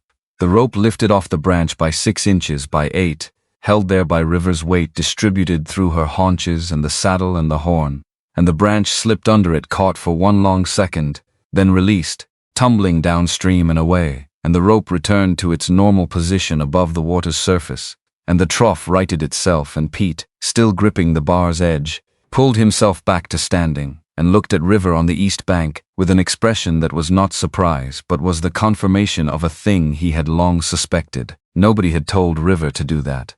Nobody had given the signal or the command, or even made the instinctive sound that sometimes communicates urgency to a working horse. She had felt the load change on the rope that was connected to her saddle, and she had responded to the change the way she responded to everything, by reading what the situation required and providing it without drama or delay. Eli stood on the east bank with the downstream rope still in his hands and looked at her. He had no words for it. Not because he was not a man who found words when he needed them, but because the thing he was looking at did not require words and would not have been improved by them. It was the specific, compressed wonder of watching an animal do something that should not be possible given what you have been told about it. And it was the specific, accumulated recognition of a man who has been watching this particular animal for 3 months, and is no longer surprised by her capacity, but is still, in the presence of each new demonstration of it, stopped in a way that is not quite surprise, and is not quite gratitude, and is something that sits between those two things, and has a weight that neither of them has alone. Gus crossed in the trough. He fit into it with less margin than Frank had, his shoulders nearly at the gunwales, and he rode it with the expression of a man doing something undignified and making the dignified decision not to treat it as such. The crossing was smoother than Frank's. The crew had the system understood now, the rope angles correct, the timing of Eli's upstream walk synchronized with the trough's downstream drift, and Gus came to the east bank in perhaps half the time the whole operation had taken the first time, and he stepped out of the trough into ankle-deep water at the bank's edge and pulled himself up the cut bank with both hands and stood on solid ground. He was the last man off the bar. He stood on the east bank and looked back at it. The cottonwood on the bar was the only thing still showing above the water on the bar's highest point. The rest of it was gone, submerged, reclaimed by the channel it had been borrowed from, returned to the river's accounting. 5 men had been on it. 5 men were now on the east bank. 2 of them were wet through, and 1 of them had a broken leg, and all of them were alive, and the accounting of that was the only accounting that mattered. Gus stood with water running from his flannel shirt and dripping from the brim of his hat, which he had retrieved from the cottonwood branch before crossing, and he turned from the bar and looked at River. He looked at her for a long time. The quality of his looking was different from any way Eli had seen Gus look at anything. It was not the evaluating look of a foreman assessing a piece of equipment. It was not the dismissive look he had used for the first month of Eli's time on the property, the look that said he had already categorized this animal and was not interested in updating the category. It was something else, the look of a man who has spent 20 years building a picture of the world and has just found a piece that does not fit the picture, and who is old enough and honest enough to know that the problem is with the picture and not the piece. He walked to River. He stood beside her, not in front of her, in the position of someone who is not asking anything of an animal, but simply sharing its proximity, and he put one hand flat against her shoulder, the wet shoulder, the shoulder that was still showing the faint dried outline of the high water mark from her crossing. He held his hand there for 5 seconds. Then he looked at Eli and said, "I've spent 20 years on cattle outfits. I've worked horses from Texas to Montana. I've had good horses, and I've had horses that I thought were good and turned out to be adequate." He stopped. He was not a man who made speeches, and he was not making one now. He was making a statement, the kind that costs something, the kind that a man of 20 years of established certainty pays for in a specific currency that does not replenish easily. I've never seen a horse make that decision on its own. With the rope, he took his hand off River's shoulder. "I've been calling her the wrong thing for 2 years. Eli did not say anything. He did not need to, and he knew it. Pete, who had come across on his own rope hand over hand in the interval between Frank's crossing and Gus's because his hip had decided it would rather be wet than watch any longer, was wringing out his hat beside them, and he looked at Gus with the expression of a man who has been waiting a specific number of years to hear a specific thing, and has now heard it, and finds that the hearing is satisfying without being pleasant, because the years of waiting were real, and the thing that was waited for should not have taken so long. Harriet was directing the handling of Frank's leg improvised splinting, a canvas jacket folded into a pad, a rider already gone for the doctor in town before the trough crossing had been completed. She moved through the crisis with the specific efficiency of a woman who has managed emergencies on a working ranch for 3 decades, and has long ago made peace with the fact that emergencies are not exceptional events but a regular feature of the operating environment. and that the appropriate response to them is competent action rather than emotional reaction. She came to where Eli was standing with River, as the light went from gold to orange, and the shadows lengthened across the east benchland toward the mountains. She looked at the bar, which was now only a cottonwood top above brown water. She looked at Frank, who was being tended. She looked at the men who had made the crossing. She did her counting in the particular way she did everything completely, without omission. Then she looked at River, and something in her face shifted by a margin so small that Eli would not have caught it in the first weeks on the property. But he had been watching her long enough now to read the small movements. Shorten her stirrups, she had said before the crossing. Check your knots yourself. She had not said don't go. She had not said the horse isn't capable. She had said the thing a person says when they have made the decision that the risk is worth taking and are moving directly to the preparations that give the risk its best chance. That was the Harriet Calloway. That 3 decades of hard country had built a woman who assessed what was real and moved toward it without the luxury of pretending that the real thing was anything other than what it was. She looked at Eli now with the same assessing directness she had looked at him on the day he arrived. Your horse, she said. Yes, he said. She's tired, yes, Harriet nodded. Bring her in slow, no more water tonight. She looked at the bar one more time. We'll account for the cattle in the morning. She turned toward the east bench and began the walk to the ranch, and the hands who were not managing Frank fell in behind her with the instinctive alignment of people who have found their organizing principle and are moving with it. Eli stayed. He stood with River on the east bank as the last of the day's light moved off the water, and the sounds of the rescue resolved into the sound of the river alone. The river that was still high, still carrying the mountain's rearrangement downstream, still running through the channel it had claimed from the bar. River's head was lower than her working height. Not hanging, she was not a horse that hung her head in defeat, but lower. The posture of genuine tiredness, the posture of an animal that has given the full measure of what it had, and is now in the process of deciding what it has left. Eli put his hand on the side of her neck, in the spot below her good ear where the skin was fine and the pulse was accessible, and felt her heartbeat steady, slower now, returning to its baseline in the reliable way of a body that had not been asked to exceed its capacity, but had been asked once to approach it fully. He thought about Wyoming. Not about the house, or the tack room, or the yellow curtains, or any of the specific objects of that life, but about the feeling of a morning when you knew what the day held and the day held things worth knowing, when the work had weight because the work was pointed at something, when you were not simply moving through time but building something inside it. He had not had that feeling in 11 months. He had had work because he was constitutionally incapable of not having work, but work without that feeling was just motion. And motion without direction was just the management of days until they ended. Standing on the east bank of the Powder River, in the last light of a catastrophic afternoon, with his hand on the neck of a horse that had just done what she had done, he recognized the feeling returning. Not as a wave, not as a sudden reversal of the gray that had followed Wyoming, just as a fact. A quiet, unannounced, reliable fact, the way dawn is a fact rather than an event. The gray did not vanish. It was still there in the background, the memory of everything that was gone. But there was something in front of it now, standing between him and the gray, something that had weight and presence and did not require his grief to be over before it could begin. He did not assign a name to what it was. He was not ready for names. But he felt it, and feeling it after 11 months of not feeling it was enough for now. River lifted her head. Both ears came forward, the good one and the torn one, and she looked east toward the high ground, and the ranch and the warm barn that was at the end of that direction, and she stood with a patience that was not resignation but readiness, the specific readiness of an animal that is tired, and knows the work is finished for today and is waiting, without urgency, for the signal to go home. He took her rein and began to walk.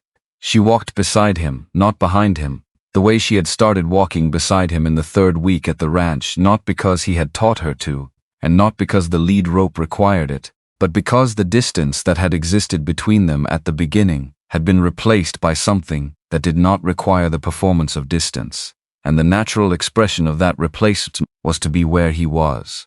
The east bench was dark before they reached the high ground. The sounds of the river faded behind them into the general quiet of the Montana evening. The wind in the grass, the distant lowing of cattle that had made it to high ground, and were now processing what had happened in the collective low-level way of herd animals. Above them the sky had gone to the deep blue that preceded full dark, with the first stars appearing at the zenith, and the air was cold with the cold that followed flood weather, sharp and mineral and clean.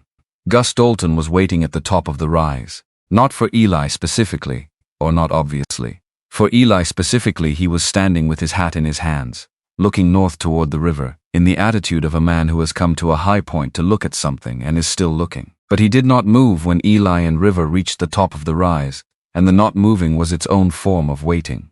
He looked at River for a moment. Then he looked at Eli.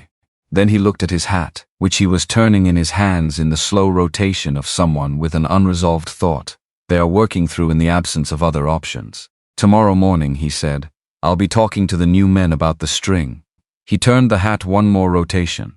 "I want to change what I've been telling them about how to handle a horse that stops." Eli waited. "I've been telling them it's stubbornness," Gus said, "that the correct response is to push through it." He stopped. He was not a man who found this kind of statement easy to make, not because he was dishonest, but because he had built his professional identity on the authority of his assessments, and revising an assessment of 20 years standing in front of himself and another man was an act that cost something real. "I'm going to tell them it depends on the horse, that there are horses that stop because they won't go, and horses that stop because the ground won't let them, and that learning to tell the difference is part of the work." He put his hat back on. "That's what I'll tell them." He walked east toward the ranch lights. Eli stood at the top of the rise and watched him go and thought about what it costs a man to say the thing Gus had just said, and what it means when a man says it anyway, and decided that both things were considerable. River stood beside him. She was looking south, away from the river, toward nothing in particular, with the loose, unhurried attention of an animal that has concluded the day, and is content to wait for what comes next without requiring that it come immediately. Her torn ear was at rest for the first time since before dawn, not listening to the north, not tracking anything, simply at the angle of a structure that has no current demands on it, the particular stillness of a sense organ that is, for this moment, not needed. The river ran on below them in the dark, doing what rivers do, carrying everything it had taken and moving it somewhere downstream, indifferent to whether the carrying was convenient, relentless in the way that only things without opinion can be relentless. It had taken the bar, and it had taken the near bank at the original crossing, and it had taken 2 barns worth of fence, and it had taken a day's worth of careful plans, and it had taken the certainty out of a foreman who had carried that certainty like a tool for 20 years. What it had not taken was the 5 men who had been on the bar, or the horse that had read the water correctly, or the rope that had held. In the ranch buildings below, lamplight was appearing in windows as the evening settled in the cook fire. The bunkhouse, the main house where Harriet Calloway was already at the table, with the damage ledger open and the lamp turned high, because that was what you did when a day went the way this day had gone. You began the accounting, before the feeling of it could make the numbers harder to face. She would write down what was lost, and she would write down what was found, and the sum of those 2 columns would tell her what the operation looked like on the other side of the flood, and she would make the decisions that the sum required. Eli moved River down the slope toward the barn. She walked with him in the dark without stumbling, placing each foot with the same care she placed every foot on uncertain ground, reading the slope through her hooves the way she read everything quietly, completely, without making a performance of the competence involved. The stars were coming out in number now above the cleared post-storm sky, and the night was cold enough that his breath was visible when it left him, and the barn smell of hay and warm animal reached them when they were still 50 yards out. He unsaddled her in the barn aisle. He did not hurry it. He pulled the saddle with the rope still attached to the horn, and coiled the rope and hung it, and then pulled the blanket and checked her back for soreness. She shifted once when he ran his hand along her left side, but not from pain, from the muscle fatigue of a horse that has worked hard in cold water, and is now in warm air, and is feeling the combination of those 2 things, in the way bodies feel things when the urgency has passed. He dried her with a feed sack, working along her neck and shoulders and belly, and she stood for it with her head at medium height, not dozing but not at full attention, somewhere in the middle register that horses occupy when they are tired enough to rest and safe enough to let themselves. When he brought her grain, she ate with the steady, concentrated focus of a genuinely hungry animal. He sat on the floor of the aisle outside her stall, and listened to her eat and thought about the day, not in sequence but in the way things arrange themselves when you stop trying to order them and let them find their own shape. The mud soft under the crossing, the branch on the rope, River leaning back against the load, Gus's hand on her wet shoulder, the look on Frank Wills's face coming out of the trough, Gus turning his hat at the top of the rise, Harriet saying, "The horse knows the water better than you do. Let her work." He was not a man who had ever thought much about home as a concept separate from the specific physical fact of a home, the house in Wyoming, the tack room, the curtains. He had understood home as a noun, as a thing, as a location on a map. What he was beginning to understand, sitting in a Montana barn in the dark while a small dun mare ate her grain on the other side of a wooden wall, was that home might also function as a verb, that it might be something you did rather than something you had, that it might be constituted, not by the objects that surrounded you, but by the specific quality of attention you brought to the place you were, and the specific nature of what you were paying that attention with. He was paying attention. He had been paying attention for 3 months. And the thing he was paying attention to had been paying attention back. River finished her grain and moved to her water bucket and drank, and when she was done she turned into the stall and stood facing him through the wall with her nose near the partition, and he could hear her breathing in the barn's quiet, and the sound of it was as domestic and reliable as anything he had heard in 11 months, and it was enough. It was, on this particular night, exactly enough. The river took 14 cattle and gave back everything else. Harriet counted on the morning of the second day, when the water had dropped enough to read the east bench without wading. She walked the damage with the ledger under her arm and Pete beside her and wrote down what she saw in the flat, undecorated hand she used for figures: fencing lost, sections of bank collapsed, the timber bridge gone entirely, the alternate crossings gravel bottom rearranged into a configuration that bore no resemblance to what it had been. She wrote all of it, and when she was finished, she closed the ledger and said, "We kept the people." That was the accounting. Everything else was property, and property could be rebuilt from the operating account if the season had been good enough. And the season had been good enough. Frank Wills spent his first week of recovery in the main house, because the bunkhouse steps were not navigable on a splintered leg without help he would not ask for. Harriet moved him without ceremony to the room off the kitchen, the one with the solid table that Aldrich the doctor had used, and Frank accepted this, because Frank was sensible enough to know that there were moments when accepting help was the more efficient choice. He was upright by the 3rd day, moving through the barn on a crutch Pete had shaped from a cottonwood branch, and by the 5th day he had established himself as the organizational authority of the South Barn with the quiet, methodical competence of a man who had found the work his current body could do, and was doing it without commentary. On the 4th day, Frank took down the plank from River's stall. Not announced, not explained. Eli came back from the east bench in the late afternoon. He had been crossing twice daily since the water dropped, reading the new bottom configuration, building the working knowledge of what the flood had left, and the door frame of River's stall was bare wood where the burned-in letters had been. The plank was in the burn pile behind the barn. Frank was in the aisle with saddle soap and a length of harness leather, and he did not look up when Eli came in. Eli looked at the bare frame. He looked at Frank. "Needed to come down," Frank said. Eli unsaddled River and put her in the stall, and that was the end of it. Gus Dalton did not make a speech. He did not call the crew together and deliver a revised philosophy of horsemanship. He did not apologize to River or to Eli or to anyone, because Gus was not a man who processed reckoning through words, and the people who knew him understood this and did not require the words. What he did was change 2 things, and the 2 things were visible to anyone who paid attention, which on the Calloway ranch meant Pete and Frank and eventually the rest of the crew, in descending order of the speed at which they paid attention to anything. The first change: he stopped carrying the pair of steel roll spurs to the assignment of difficult horses. They had hung on the tack room wall for 11 years, and they stayed on the wall now, and nobody asked why. The implicit instruction they had represented that reluctance in a horse was a problem requiring escalation simply ceased to be offered, and in its absence something shifted in the way the crew approached the horses that needed more than routine handling. The second change was harder to name but easier to see. Gus began spending the first 20 minutes of each morning in the barn before assignments, moving through the stalls without agenda, putting his hands on the animals, not assessing them for work, not checking for soundness or injury, though he noticed those things.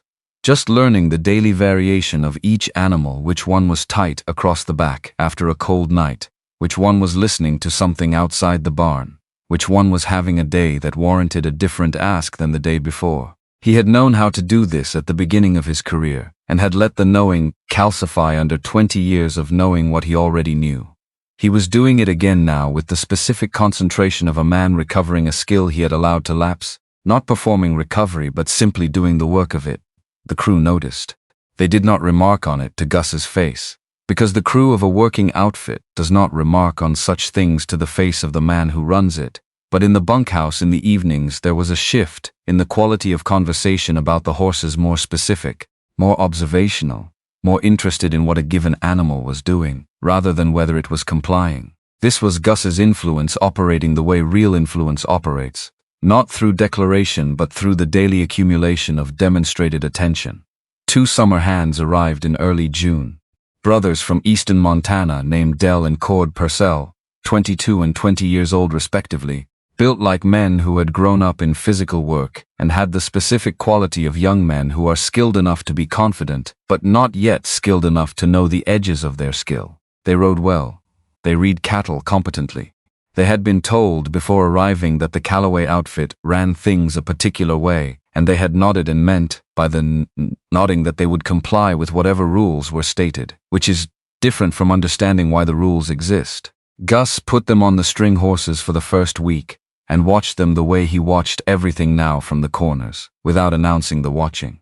On the 8th day he assigned Del Purcell a horse called Tracker, a gray gelding of 12 years who had the habit of stopping at certain creek crossings in a way that Del read as stubbornness and responded to with his heel. Gus watched from the fence rail. He watched Del kick. He watched Tracker plant. He watched Del reach for the rein end. "Hold," Gus said. One word. Del looked over. The expression on his face was the expression of a young man who has been interrupted in the middle of what he believed was the correct response to a clear problem. "What does the creek look like?" Gus said. Del looked at the creek. "Fine," he said. "Looks fine. Get off, look at it." Del dismounted with the particular economy of someone doing what he's been told while reserving judgment. He walked to the creek edge and looked down into 8 inches of clear running water over what appeared to be a gravel bottom. He looked back at Gus. "Press your boot into the far edge," Gus said, where he was pointed. Del pressed his boot into the gravel shelf on the far side of the crossing. The shelf gave. Not catastrophically, not the dramatic sinking of the mud pocket Eli had found on the North Trail 3 months earlier, but the give of a bottom that had eroded from below, that would compress and shift under a horse's weight in a way that was unpredictable and therefore dangerous at speed. Del stood with his boot in the soft edge and looked at it. Gus said, "He knew before you did. Your job was to find out what he knew, not to overrule it." Del looked at Tracker. Tracker was standing at the creek edge with the particular stillness of an animal that has been waiting for someone to catch up. Eli was 20 yards back, working a different section of fence, and he had been watching the exchange with the peripheral attention of someone who is doing one thing and monitoring another. He saw Del's face change when his boot went into the soft gravel. He saw the recalibration, not the dramatic kind, not the kind that announces itself, but the small, cellular kind that happens when a piece of information arrives that revises a working assumption. Del would not forget the feel of that gravel giving under his boot. He would not forget the expression on Tracker's face, patient, waiting. Already arrived at the conclusion Del was in the process of reaching. Gus did not say anything further. He climbed off the fence rail and walked back toward the barn. That evening, Cord Purcell came to Eli at the fence line he was repairing, and stood for a moment in the way of someone who has a question, but is deciding whether to ask it. He was 20 years old and wore a canvas jacket that had been his brother's first, a mule-ear boot with a cracked left sole that he had wrapped with rawhide in a repair that would hold through the summer. He looked at the fence post Eli was setting and then at River, who was ground-tied 10 feet away. "Del told me about the creek," Cord said. Eli tamped the earth around the post. He waited. "How do you know?" Cord said.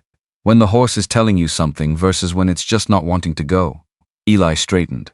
He looked at River, who was standing with her good ear forward and her torn ear at the sideways angle she held. when there was nothing specific to track. You watch long enough, he said. A horse that doesn't want to go looks different from a horse that's telling you something. One of them is looking away from the problem. The other one is looking straight at it. Cord considered this, and if you can't tell, then you stop and look yourself. Eli picked up the wire stretcher. 30 seconds. It costs you 30 seconds to check. The ground that gives way costs you everything. Cord nodded. He went back to his work. Eli returned to the fence and thought about the fact that he had said the thing he said without calculating it, without reaching for the right framing. It had come out already assembled because it had been assembled in him for 3 months by the daily experience of following River's attention across country that punished the inattentive. He was not passing along wisdom. He was reporting what the land had taught him the same way Pete reported what 62 years had taught him, not as lessons but as facts. The simple accumulated truth of having been somewhere long enough to learn what it knew. The summer moved through its work, and the work was the honest, repetitive, physically demanding work of a cattle outfit, in a good year which this was, despite the flood, or perhaps because the flood had torn up the old grass and left room for new growth that was deeper rooted and richer than what it replaced. The east bench recovered faster than Harriet had projected. The scattered cattle came in healthier than they had gone out. The fence line that the flood had taken was rebuilt in sections through June and July, Eli and the Purcell brothers working it systematically, Gus checking the progress and adjusting the plan. When the plan met ground conditions the plan had not accounted for. River worked the summer as she had worked the spring fully, without drama, with the ongoing quality of attention that Eli had stopped noticing as unusual because it had become the baseline of what he expected from a working partner. She found 3 more soft spots in the east bench over the course of the summer, each one in a location that would have been a problem if approached at speed, each one found before anyone was at speed. She was not right every time she stopped twice in August. She stopped at things that turned out to be nothing Eli could identify, and the second time Chess, watching from a distance, said something about oracles and luck that he said in the voice of a man who is no longer certain he believes what he's saying. Eli did not respond. The math across the full summer was not about the 2 stops he couldn't explain. It was about the 3 soft spots he hadn't seen coming. In September, the cattle count came in. Harriet did the numbers with Pete and presented them to the crew without ceremony. One evening after supper, the loss from the flood had been recovered, not entirely but within the margin that the season's calving numbers could absorb. The operation was solvent. It was not prosperous in the way of a year without a flood, but it was sound, and sound was what 30 years of Harriet Calloway's management had made it capable of being even after the kind of spring the year had delivered. She said, "Good work." She meant it as a complete statement. The crew understood that she meant it as a complete statement and received it as such. The following morning she asked Eli to come to the main house. He came after the barn work was done, before the day's assignments began. In the clean flannel he kept for occasions that required something above the daily standard. The table had the ledger on it and 2 documents beside it. Harriet was standing at the window when he came in, looking out at the east bench in the September light, and she turned when she heard the door and indicated the chair across from her with the particular gesture she used that was invitation rather than direction. He sat. She sat across from him and looked at him in the direct, undeferred way she had looked at him the day he arrived. The full assessment, not unkind, not soft, simply honest. She had looked at him that day and decided in 4 minutes friends that he was worth the bed and the wages of a spring season. She was looking at him now with the same quality of attention applied to a different question. "The crossing protocol," she said. "The change I made after the flood." He waited. "I want to make it permanent, not as an emergency measure, as standard operating procedure, year-round for any crossing above 6 inches over baseline." She looked at the window and then back at him. "That means River is part of the working infrastructure of this ranch in a formal sense, not the horse assigned to a hand. An asset with a function." She paused. "I'm also going to need someone to manage the horse program going forward. Pete's hip is ahead of him. I need someone who can receive what he knows and carry it forward." Eli said. "I know." Harriet looked at him. "You know which part?" "Both parts," he said. "Pete's been telling me things since June. The way he tells you things when he's decided you're the one to tell." The expression on Harriet's face shifted by a margin that he had learned. Over 7 months, to read the small interior acknowledgement of a thing she had already known. "He didn't tell me he was doing that," she said. "I don't think he tells you everything." "No," she said. "He doesn't." A pause. "He didn't tell me he'd kept a record of every unusual ground condition river found in her first 2 years here either. I found it in the tack room last week. 17 entries. Located. Describe." She set her hands flat on the table. "Pete has been building the case for that horse since before you arrived.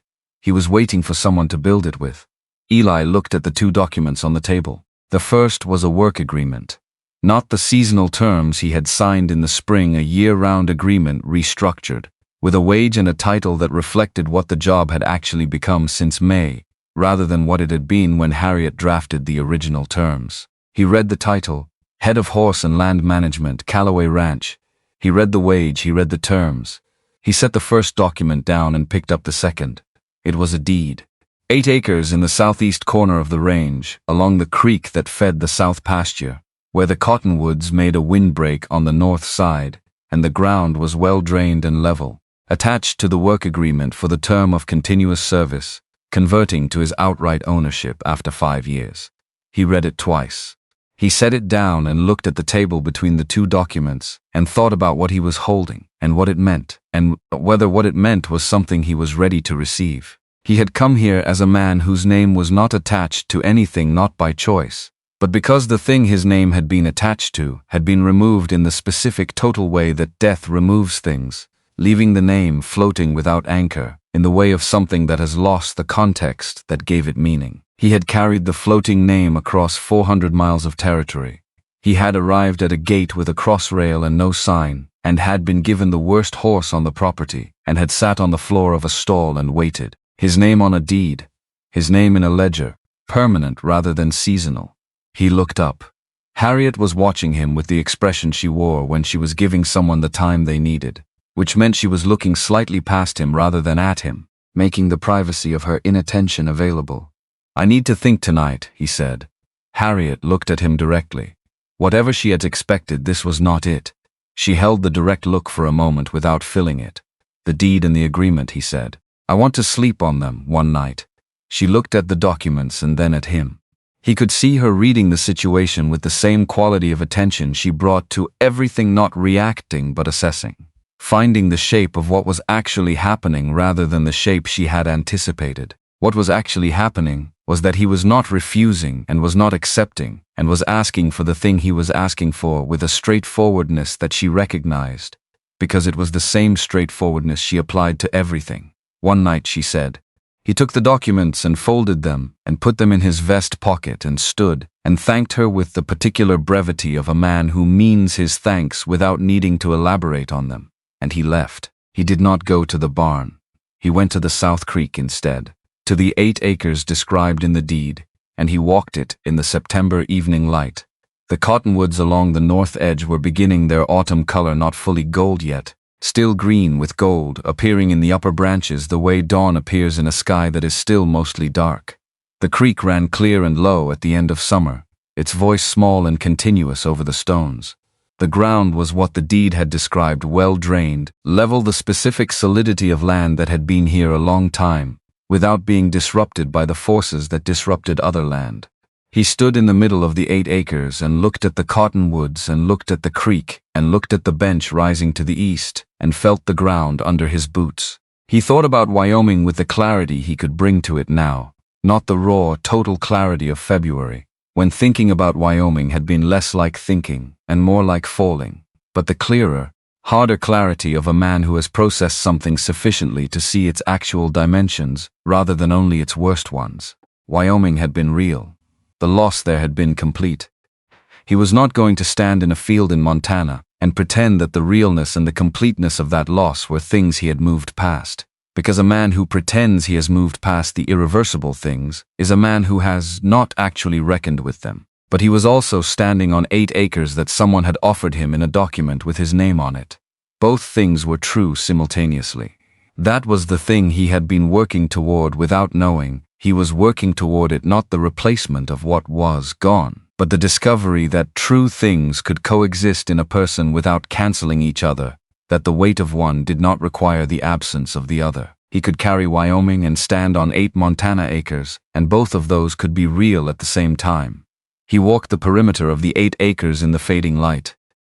He found the highest point, which was in the northwest corner where the ground rose slightly toward the bench, and he stood there and looked out at the ranch, the buildings, the barns, the east pasture where the cattle were moving in the last of the afternoon, the line of the Powder River catchment to the south. He could see, from this elevation, the section of East Bench where the flood had taken the bank.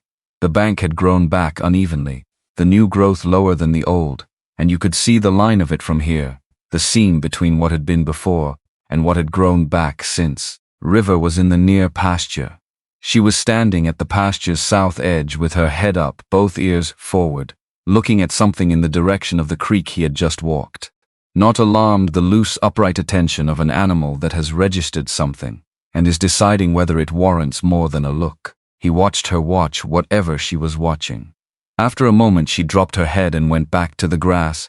He had been following her attention for 7 months.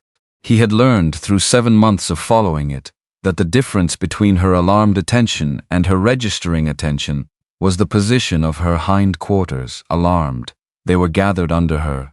Registering, they were relaxed and level. He had not known this in May. He knew it now with the unthought knowledge of something practiced to the point of automation. What he had learned from her was not a list of behaviors.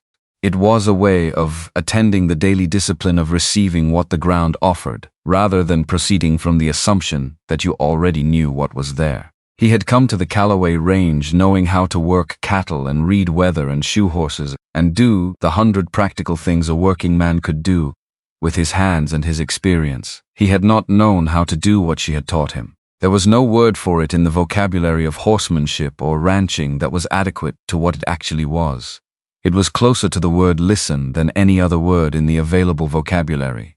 He walked back to the barn in the dark. River was in her stall when he came in, eating the evening hay in the solid, concentrated way of an animal at the end of a working day. She looked up when he entered the earshift of recognition and went back to the hay. He stood at the gate and watched her for a while, not needing anything from the watching, just staying in the same space with her, the way he had learned to stay in the same space with difficult things, without requiring them to resolve into something more comfortable. Pete came down the aisle, with his measured gait and his cup, and sat on the stool without comment, which was Pete's way of keeping him company, without intruding on the nature of the evening. After a while Pete said, "She showed up after a flood and stood in a pasture and nobody knew what she'd learned." He drank from the cup. "You showed up after a winter and sat in a stall and nobody knew what you'd learned either." Eli looked at River. "The difference," Pete said, "is that she already knew what she knew. You were still in the process of finding out." He set the cup on his knee. "I think tonight you're finding out." Eli did not answer, because there was nothing to add to the accuracy of what Pete had said, and Pete did not need the addition.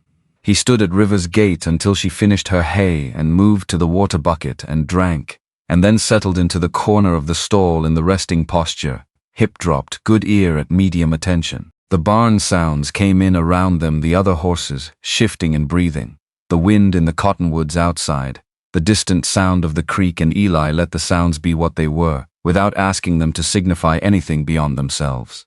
He was not deciding whether to sign the papers. He had known before he asked for the night that he was going to sign them. What he had needed was not time for the decision, but time for the decision to finish becoming itself. The way water needs time to find the level it was always going to find, not because the outcome was in doubt, but because the process of finding it was part of what made it true. He had been moving toward this since February without knowing he was moving toward it.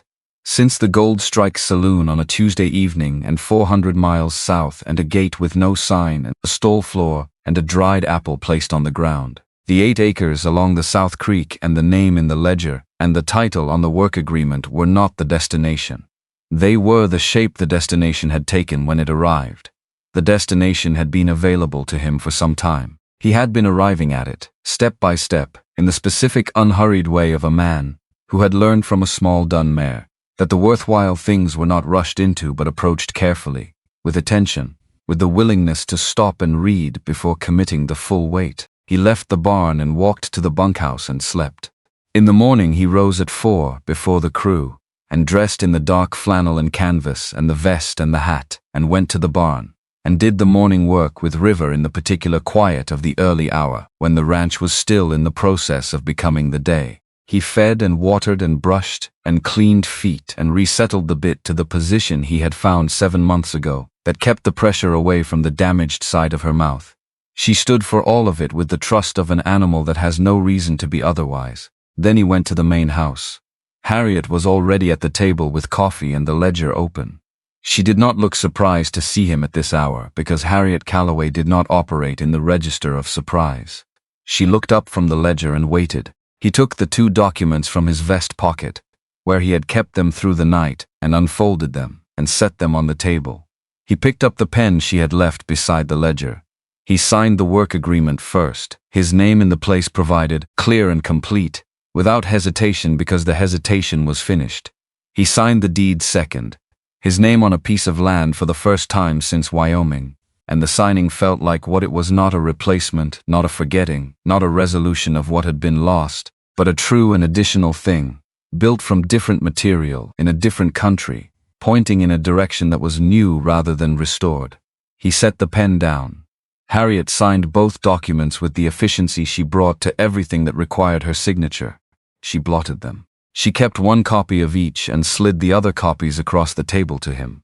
She looked at him with the expression she wore when a transaction had been completed to her satisfaction, which was also the expression she wore when she was deciding whether there was anything left to say. There was one thing.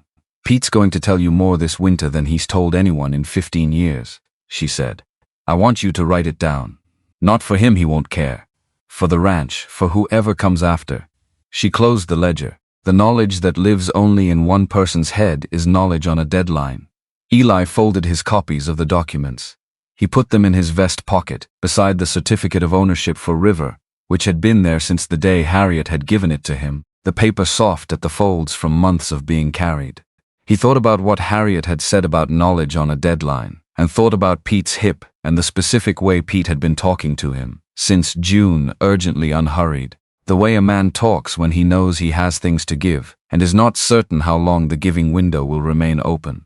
He thought about what it meant to be the person who received that knowledge and carried it forward, and what the carrying forward would eventually require of him, which was to find someone else to give it to when his own time to give it came. The chain of it, the specific human work of making sure that what was learned did not die with the learner. He went back to the barn and found Cord Purcell in the aisle checking his horse's feet before the day's work, which was not something Cord had been doing a month ago, but was something he had started doing after the creek crossing incident with his brother, after Gus had said what Gus had said and the soft gravel had confirmed it. Cord was running his thumb around the inside of the near forehoof, with the focused attention of someone learning to read information through his hands. Eli stopped and watched. Cord found a small stone wedged into the cleft of the hoof, and worked it out with his pick, and held it up and looked at it, and then set it in the aisle and moved to the next hoof. He did not know Eli was watching. He was not performing the work for an audience. He was doing it because he had decided it was worth doing, which was the only condition under which the doing of it would teach him anything real. Eli went on to River's stall and began the second part of the morning work. Outside, the September light was coming up over the east bench in the particular way of autumn mornings, when the air is clear and cold, and the light arrives at an angle that makes the land look considered rather than merely illuminated, every fence post casting a long shadow west, every grass blade catching the light at its tip, the whole surface of the bench reading as a map of its own texture in the raking light. The cottonwoods along the powder were beginning to turn. Not gold yet, but the green of them had changed quality, gone slightly yellow at the edges of the leaves in the way that is the first announcement of what is coming. River stood in the morning light coming through the barn door at the angle that struck the right side of her face, and her good ear was forward, and her torn ear was at the neutral angle, and she was looking at the light the way she looked at things that did not require assessment, simply present in it, receiving it, doing the ongoing work of being a living thing in a world that continued to offer information to those who were paying attention. He had come here with one saddlebag that was not full. He had his name in the ledger now. He had 8 acres along the South Creek. He had a horse whose certificate of ownership was soft at the folds from 7 months of being carried close. He had, Which was the thing he would not have predicted in February, and which was the thing that mattered most? Work that required him completely, not his hands alone, not his experience alone, but the specific quality of attention that he had spent 7 months learning to sustain. The attention that River had taught him was possible, that the land rewarded when you brought it fully and punished when you didn't. Tomorrow the Powder River would need reading again. The gravel bottom it had left after the flood was still settling into its configuration, still presenting variations on each crossing that required fresh assessment. River would walk the bank. She would find the entry point the crossing required. They would go in together and come out together, and then there would be the day after tomorrow, and the day after that, and the winter coming with its own set of information that neither of them had encountered in this country yet. And beyond the winter, the spring and the next flood season, and the ongoing daily work of understanding what the ground was saying before committing the full weight. He was not finished learning what this land knew. He was, for the first time in a year, certain that he was going to be here long enough to learn it. Autumn came to the Calloway Range the way it always came to high Montana, not gradually but decisively, the way a door closes rather than the way a candle dims. One morning in late September, the grass that had been green at the roots was gold all the way down, and the cottonwoods along the Powder went from green to yellow in what felt like a single overnight decision, and the air carried a quality of cold that was different from spring cold, more settled, more committed, carrying in it the advanced knowledge of what was coming rather than the memory of what had just passed. The sky went the particular blue of autumn in the high country, a blue with no warmth in it. A blue that was beautiful in the specific way of things that do not care whether you find them beautiful. Eli had been on the Calloway Ranch for 6 months. The ledger of those months was substantial. 14 animals recovered from flood dispersal. 200 yards of east bench fence rebuilt from materials sourced from the ranch's standing timber and Pete's memory of where the old posts had been before the flooding undermined them. Frank Wills walking again with his particular new gait, back in the saddle by late August, not yet at full capacity, but close enough that the gap between current and full was a matter of weeks rather than months. Gus's 2 new summer hands trained and retained, and by October, indistinguishable from the established crew, in the way that the good young ones always eventually became indistinguishable through the accumulation of enough repetitions that the learned behavior stopped feeling like learning and started feeling like instinct. The summer's work had layered new knowledge onto the knowledge that had come before it. Eli had learned the pastures in the way that a man learns a piece of country when he has spent a full season, reading it not just as geography but as a system, with its own logic and its own patterns, the places where the grass grew deep because of underground water, and the places where it looked good and went dry in July, and the places where cattle went first, and the places they avoided without visible reason. He had learned that River's avoidances were not random, and not random seeming, but were, on examination, always responses to real features of the terrain that he had either missed or not known to look for: a seep that made the ground soft in dry weather, a clay lens that held water below the surface of what looked like solid bench, an old buffalo wallow that had filled with decades of wind-blown soil and read as level ground, but was in fact a depression waiting to become a problem in the first hard rain. He had started looking for what River was looking for before she stopped. Not always successfully, her range of perception was beyond his, regardless of how much he practiced, but often enough that the exercise was producing results, teaching him to read the landscape with a specificity that he had not had when he arrived. He was becoming a student of the country in the way that only sustained, attentive presence could make you, the kind of student who is not reading a text but is living inside it, and therefore getting information from every direction simultaneously. Pete said he was the most useful man on the property. Not to Eli directly. Pete was not a man who said such things directly. He said it to Harriet, in the way he said important things to Harriet, which was quietly, and in the context of a conversation about something else, so that the thing he was really saying arrived without the weight of a formal declaration, and was therefore more likely to settle into the place he intended it to settle. Harriet had told Eli this herself without ceremony, in the same practical register she used for everything. She had said, "Pete tells me you're the most useful man on the property." She had looked at him to see what he would do with it, and he had said, "Pete is generous," and she had said, "Pete is precise," and that had been the extent of it. In the mornings, before the crew was fully moving, Eli and Pete walked the horse barn together. This had developed into its own ritual. The two of them moving through the stalls in the early light, with the specific purpose of knowing each animal before the day's demands began, not assessing them for work capability, but knowing them the way you know something you are responsible for, in the full and particular sense of that word. Pete talked as they moved. He had 62 years of accumulated knowledge about horses and working animals and the land they worked on, and the knowledge was stored in stories rather than in principles, in specific incidents and specific animals and specific pieces of country rather than in general rules. And Eli listened the way you listen, when you understand that what you are hearing is not available anywhere else and will not be available much longer. Pete's hip was worse in October than it had been in September. He did not acknowledge this directly. He never acknowledged it directly. But Eli saw it in the way Pete moved in the cold mornings, the particular care he took with the first dozen steps after sitting still, the way he had started leaving the lower set tasks to Eli without reassigning them explicitly, simply by not moving toward them himself.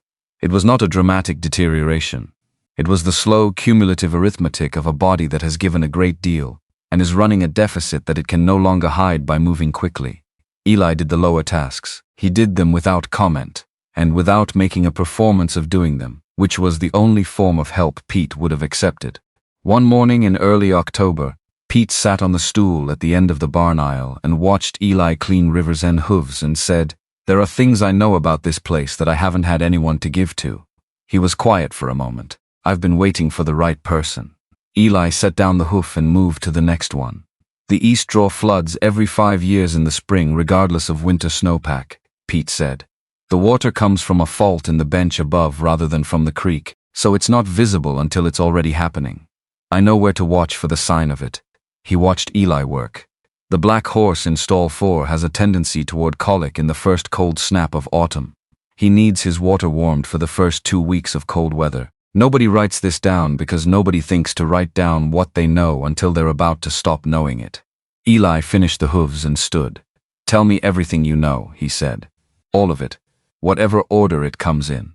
Pete looked at him for a moment, with the eyes of a man who has been waiting for permission, without knowing he was waiting for it. Then he started talking, and he talked for the better part of 2 hours, and Eli listened with the complete attention he had learned from the horse standing beside him. And by the end of the 2 hours, there was an agreement between them that was not spoken but was binding. Eli would receive what Pete knew, and would carry it forward, and would add to it what he learned, and would eventually pass it to someone else when his own time to pass it came. That was the morning Pete decided Eli was permanent, in the deepest sense of the word, not contractual but essential, the kind of permanent that does not depend on papers. The branding work ran through the first 2 weeks of October, the last major seasonal task before the outfit settled into the smaller rhythm of the winter management. 200 head to process, the work requiring the full crew plus the 2 summer hands who had stayed on, a week of long days and the specific organized chaos of the working pen dust and noise, and the smell of burning, and the physical collaboration of men who have learned each other's timing well enough to work in close quarters without collision. River worked the cutting during branding. This was not her designed role. She was not built for cutting the way the quick, light horses were built for it, and Eli had not presented her that way. But in the sorting phase, in the reading of which animal needed to go where, and the positioning required to direct it without drama, she was extraordinary. She read the cattle the way she read everything fully, in real time, without the lag of a horse that is processing rather than responding, and she moved with the contained, unhurried decisiveness of an animal that is always exactly where it needs to be, without ever appearing to hurry to get there. Gus watched her work from the fence rail on the second day of branding. He watched for 20 minutes before saying anything to anyone, which was Gus at his most attentive. Then he turned to the 2 summer hands who were watching from the adjacent rail and said, "You see how she's positioned? 2 lengths to the left of the steer's shoulder. Not behind, not beside, 2 lengths left. That's not luck." He looked at them to make sure they were actually looking. "She's not where the steer is. She's where the steer is going to be in 3 seconds. You learn to think that way about the animal's next position, rather than its current one. You'll work cattle better than you ever have." He turned back to the pen. "The horse figured that out, on her own. You'll have to figure it out consciously, which is harder, but you can. The two hands watched River for the rest of the afternoon. On the final day of branding, as the last animals were processed, and the crew was beginning the cleanup work that closed out a big push-coiling rope, storing equipment, releasing the holding pen, Harriet came to the working area in the canvas apron she wore for all outdoor work, and she walked to the fence rail where Eli was sitting, and she looked at River moving in the near pasture where Eli had turned her out to cool, and she said, "Falls here." Eli agreed that it was. Harriet was quiet in the way she was quiet when she was working towards something at her own pace. Around them, the crew moved through the cleanup in the easy, tired rhythm of men, at the end of a long job that has gone well, talking without urgency, moving without hurry. The October light was low and gold across the benchland, the specific afternoon light of autumn that made even ordinary things look considered. "I had a hand once," Harriet said. "Who came here the way you came here?"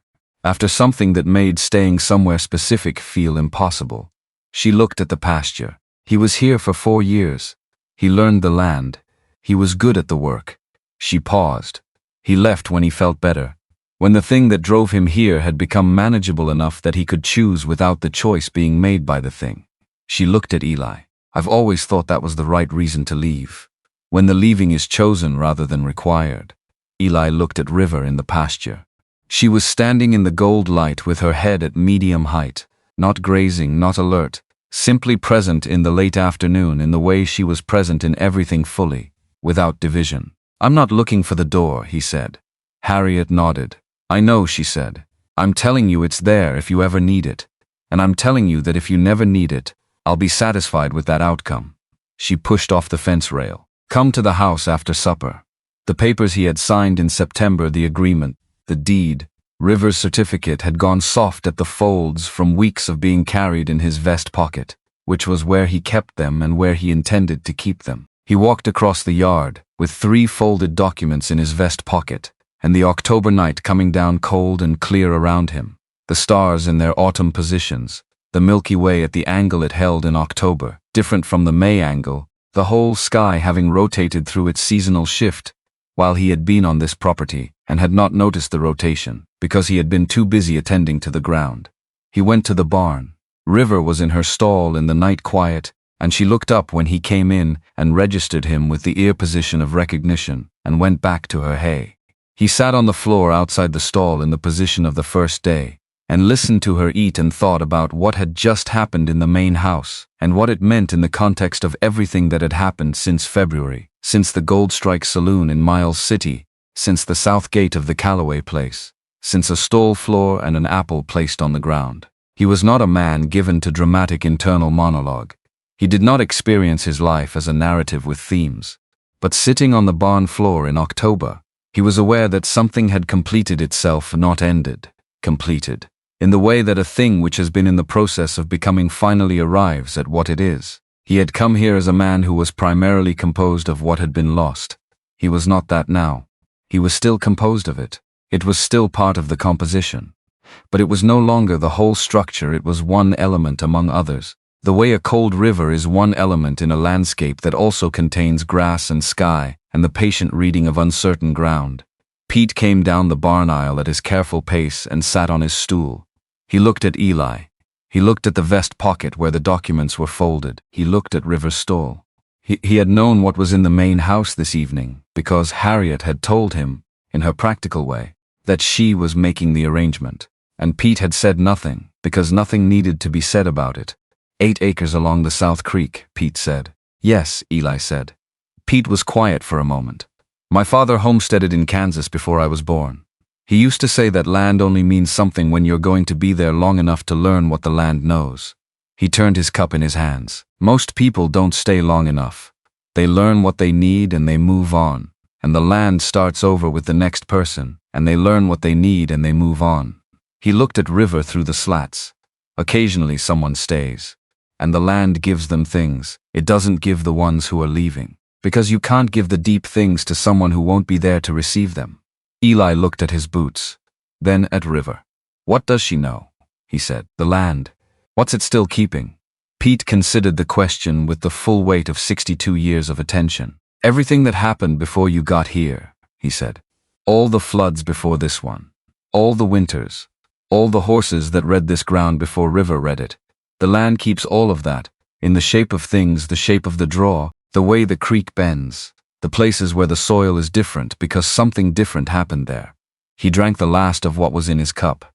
You'll learn some of it in 5 years. More in 10. In 20, you'll know things you can't explain to anyone who hasn't been here as long as you have. He stood and went to his room at the end of the barn, and the conversation was finished. Eli sat for a while longer. The winter would come, and the operation would shift into its winter mode, the reduced crew, the daily feeding rounds, the monitoring of the animals through the cold months, the slower pace that was not inactivity but a different quality of activity, more interior, more about maintenance than expansion. He had not been here through a winter. He did not know what the ranch felt like under snow, how the horses behaved in the cold, what the benchland looked like when the grass was buried, and the creek was iced at the edges, and the sky was the flat white of winter overcast for days at a time. He was going to find out. Not with the specific eagerness of someone anticipating a new experience, but with the settled readiness of experience, and who has committed to the full duration of a thing, and is prepared to receive whatever the duration contains. Winter would have its own information, its own set of things that the land knew, and was willing to give to someone who stayed long enough to receive them. He was staying. River had finished her hay and moved to the corner of the stall where she stood to rest, her hip slightly dropped, her good ear tracking the sounds of the barn in their nighttime register. She was in the posture of an animal that has made itself at home in a place, not the wary, upright posture of a horse in unfamiliar surroundings, but the particular looseness of one that has no need to be vigilant at this hour, in this place, because this place has proved, through sustained experience, to be safe. He looked at the torn ear in the barn's lamplight. It was exactly what it was: old scar tissue, a missing section of cartilage, the permanent evidence of something that had happened before anyone at the Calloway ranch had known her. It was not going to change. It was not going to heal into something more symmetrical or more conventionally correct. It was part of her permanent configuration, along with the crooked tail and the wide hooves and the scars along her rear pasterns that nobody had put there and nobody had been able to undo. She carried all of it without apology and without drama. In the same way she carried everything else about herself as simple fact, as the honest accounting of what she was, offered plainly to whoever had the patience to receive it. The crew remembered the flood in the way that crews remember the things that have separated before time from after time. It had become a marker in the conversational geography of the outfit before the flood, after the flood, used without thought, the way people use calendar years to locate events. Not because the year itself was significant, but because it was shared, because everyone knew where they were standing when the number was spoken. The flood had become part of the identity of the Calloway outfit, in the way that only shared extremity could produce, the kind of identity that could not be manufactured through ordinary shared experience, but that arrived unbidden, through the specific crucible of a day that had genuinely asked something of everyone present. Ches talked about it most. Ches was 24, and from Colorado, and had the temperament of a man who processes things by narrating them, and the flood had given him material he would be narrating for the rest of his working life. He had been the one to bring the feed trough from the south barn. He had run across the east bench, with 2 other men carrying a pine trough as fast as 3 men can carry a heavy object, and he had been there when it went into the water the first time, and he had been there when River held the rope, and he had been there when Gus came off the trough on the east bank and stood with the water dripping off his hat. He told the story at every opportunity to anyone who had not heard it, and embellished it with the unconscious craft of a natural narrator who understood that the story was better served by clarity than by exaggeration, because the real version was already more than sufficient. Reed had heard the story 7 times and said so. Ches told it an 8th, but the version Ches told was, in its essential facts, accurate. River had found the slow water. River had carried the rope across. River had held the line when the branch hit it, and Eli had stayed on the bar while the sand shrank around them, had stayed with her until she was ready to go, had trusted what she knew about the water enough to let her choose the moment. These were the facts. Ches decorated them with additional facts of his own manufacture, about the size of the flood, about the speed of the current, about how close the last spit of gravel had been to gone when River stepped off, but the center of the story was always accurate. Always River and the rope and the moment on the bar. Always Eli refusing to move without her. Frank told the story differently when he told it. Frank's version was shorter and more precise and left out the decorative elements entirely. And it landed harder for the leaving out, the way a simple factual sentence sometimes hits with more force than an elaborated one. Frank's version was, the mare went in when no other horse on the property would go. She brought the rope across. She held it when it needed holding. And the man who rode her refused to leave her behind when the bar was gone. That was Frank's version. People who heard Chez's version and then Frank's version always said the same thing, which was that they wished they'd been there, and they always meant it. Gus had told the story once. To the two summer hands, on a day in late July, when they had been working a difficult crossing on a creek in the east section, and one of the horses had stopped at the edge. Gus had watched the horse stop. He had watched the rider reach for his heel. He had said, in the flat, undecorated voice of a man delivering a fact, "Let her look." The rider had looked at him. "Let her look," Gus had said again. "She's telling you something. Your job right now is to find out what." The horse had looked at the creek edge for 30 seconds, and then had moved 40 feet upstream and entered at a point where the bank was solid rather than undermined. Gus had watched and then had told them, briefly and without flourish, about River and the flood, about the rope, about the bar. He had not told it as a story about Eli's courage or about River's intelligence. He had told it as a story about what happens when you let the horse tell you what it knows, and what happens when you don't. He had not mentioned his own role in the before version of that lesson. The two hands had understood what was not being said, because they were not unintelligent young men, and Gus Dalton was not a person who required supplementary interpretation. November arrived. The first snow fell on the bench on the third day of the month, light and exploratory, more announcement than commitment an inch, gone by midday. But the temperature behind it did not go back up, and the next snow stayed, and the one after that stayed on top of it, and by the middle of November, the benchland was under 4 inches of packed snow that showed the tracks of everything that crossed it, and held them until the next fall covered them. Eli learned the horses differently in the snow. They moved differently, thought differently, used their senses differently in white conditions, the visual flattening of the landscape that covered its landmarks and made depth judgment harder, the way sound traveled farther in cold, dry air, and how the horses tracked sounds at greater distances as a result. River adapted to the snow with the same methodical assessment she applied to every change in conditions. She tested the packed surface before committing her weight, the same hoof tap and listen that she used on uncertain ground in every season, applied now to the question of whether the snow above was hiding anything worth knowing about the soil below. She found 2 more things that winter that Eli would have missed. The first was a section of ice over a drainage in January, invisible under 6 inches of fresh snow, through which a horse's leg would have punched with predictable results. She stopped, tapped, listened, moved 30 yards to where the ice was thicker and the crossing was safe. Eli marked the location and returned in the spring to find the drainage exactly where River had known it to be, the ice long gone but the soft ground of its margins still showing. The winter gave her 2 tests she passed without ceremony, and Eli recorded both in the notebook Pete had told him to keep, adding them to the 17 entries Pete had made in the years before either of them arrived. The winter was long. It was hard in the specific ways that Montana winters are hard, the cold that does not relent. The short days, the repetitive physical demands of keeping animals alive through sustained extremity, the way the landscape simplifies itself to its structural elements and you live inside those elements for months without the visual relief of color or growth. Eli worked through it without the dissociation he had expected, based on the winter before, the Wyoming winter, the winter that had been the worst winter of his life and had taken everything from him while it was happening. This winter was simply winter.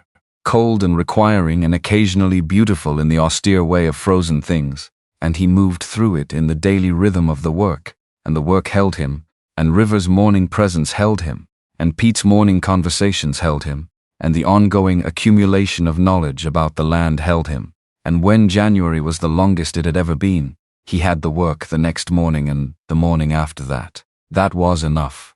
That had always been enough, when there was enough of it.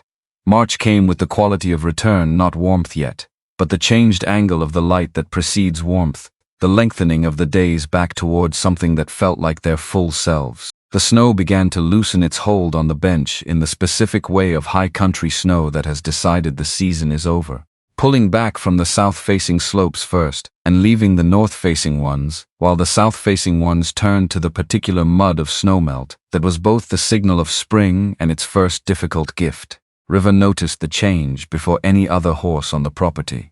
She became more alert in the mornings with a kind of alertness that was not anxious but forward-looking, the ear position of an animal that is receiving information about what is coming, rather than responding to what is present. She moved differently on the south slopes, with a renewed deliberateness in her foot placement, as the frozen ground gave way to the saturated ground that the thaw produced, reading the transition with the attention she brought to every change in the Earth's condition.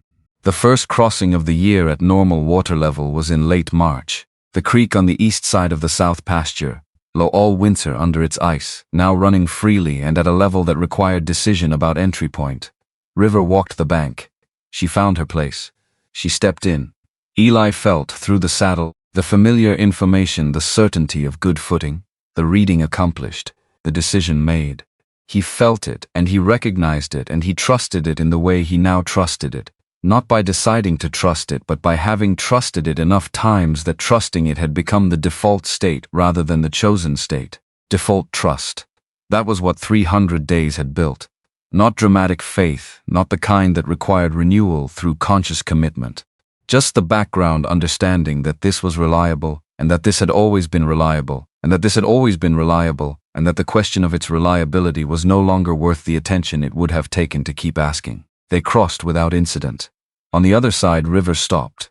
Not with any urgency, not the full attention stop of a warning. The resting stop of a horse that has arrived somewhere and is taking stock of where it is.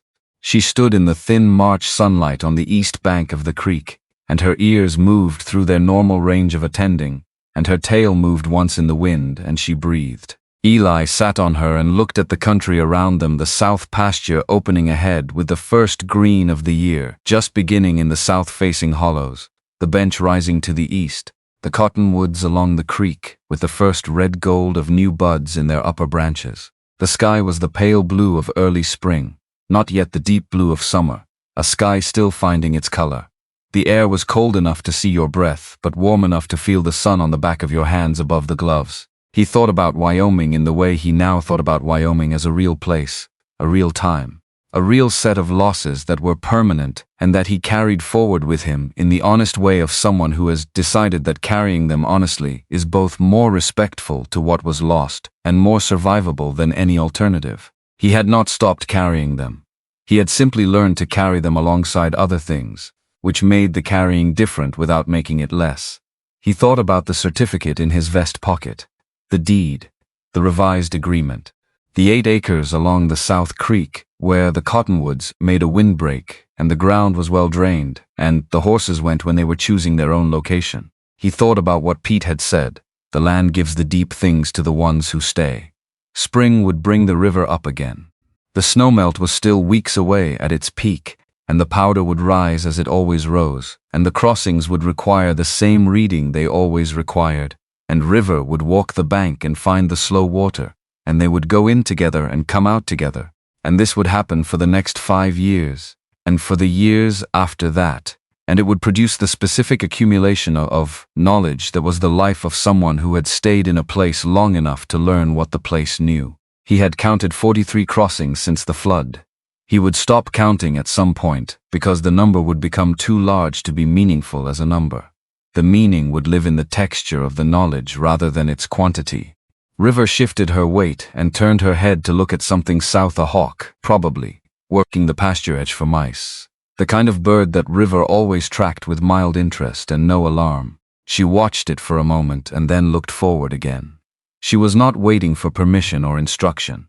She was simply present in the place she was, alert to its contents, reading it in the ongoing way she read everything, not with effort but with the continuous, habitual openness of an animal that has never stopped learning what the earth was saying. When he was ready, she would move. He was ready. He pressed with both calves, the softest ask, and River stepped forward into the pasture in the beginning of the new spring, her feet reading the ground as they went, her torn ear and her whole ear both attending, her wide hooves carrying the full weight of what they carried with the steady, unremarkable reliability of something that has never been broken, only misunderstood. The grass was wet and cold and beginning. The mountains to the north held their snow still, but would not hold it much longer. The Powder River ran in its rebuilt banks below the bench, revised by the flood into a new configuration that was already becoming the familiar configuration, already teaching itself to the people who crossed it and the horse who read it, and the land that held the record of every version it had ever been. Eli Bowen rode south through the first spring morning of his second year on the Calloway range, with the mountains at his back and the work ahead of him and a horse beneath him that knew the difference between ground that would hold and ground that wouldn't, and in the specific, unannounced way of things that arrive when you have finally stopped, requiring them to announce themselves. He was home.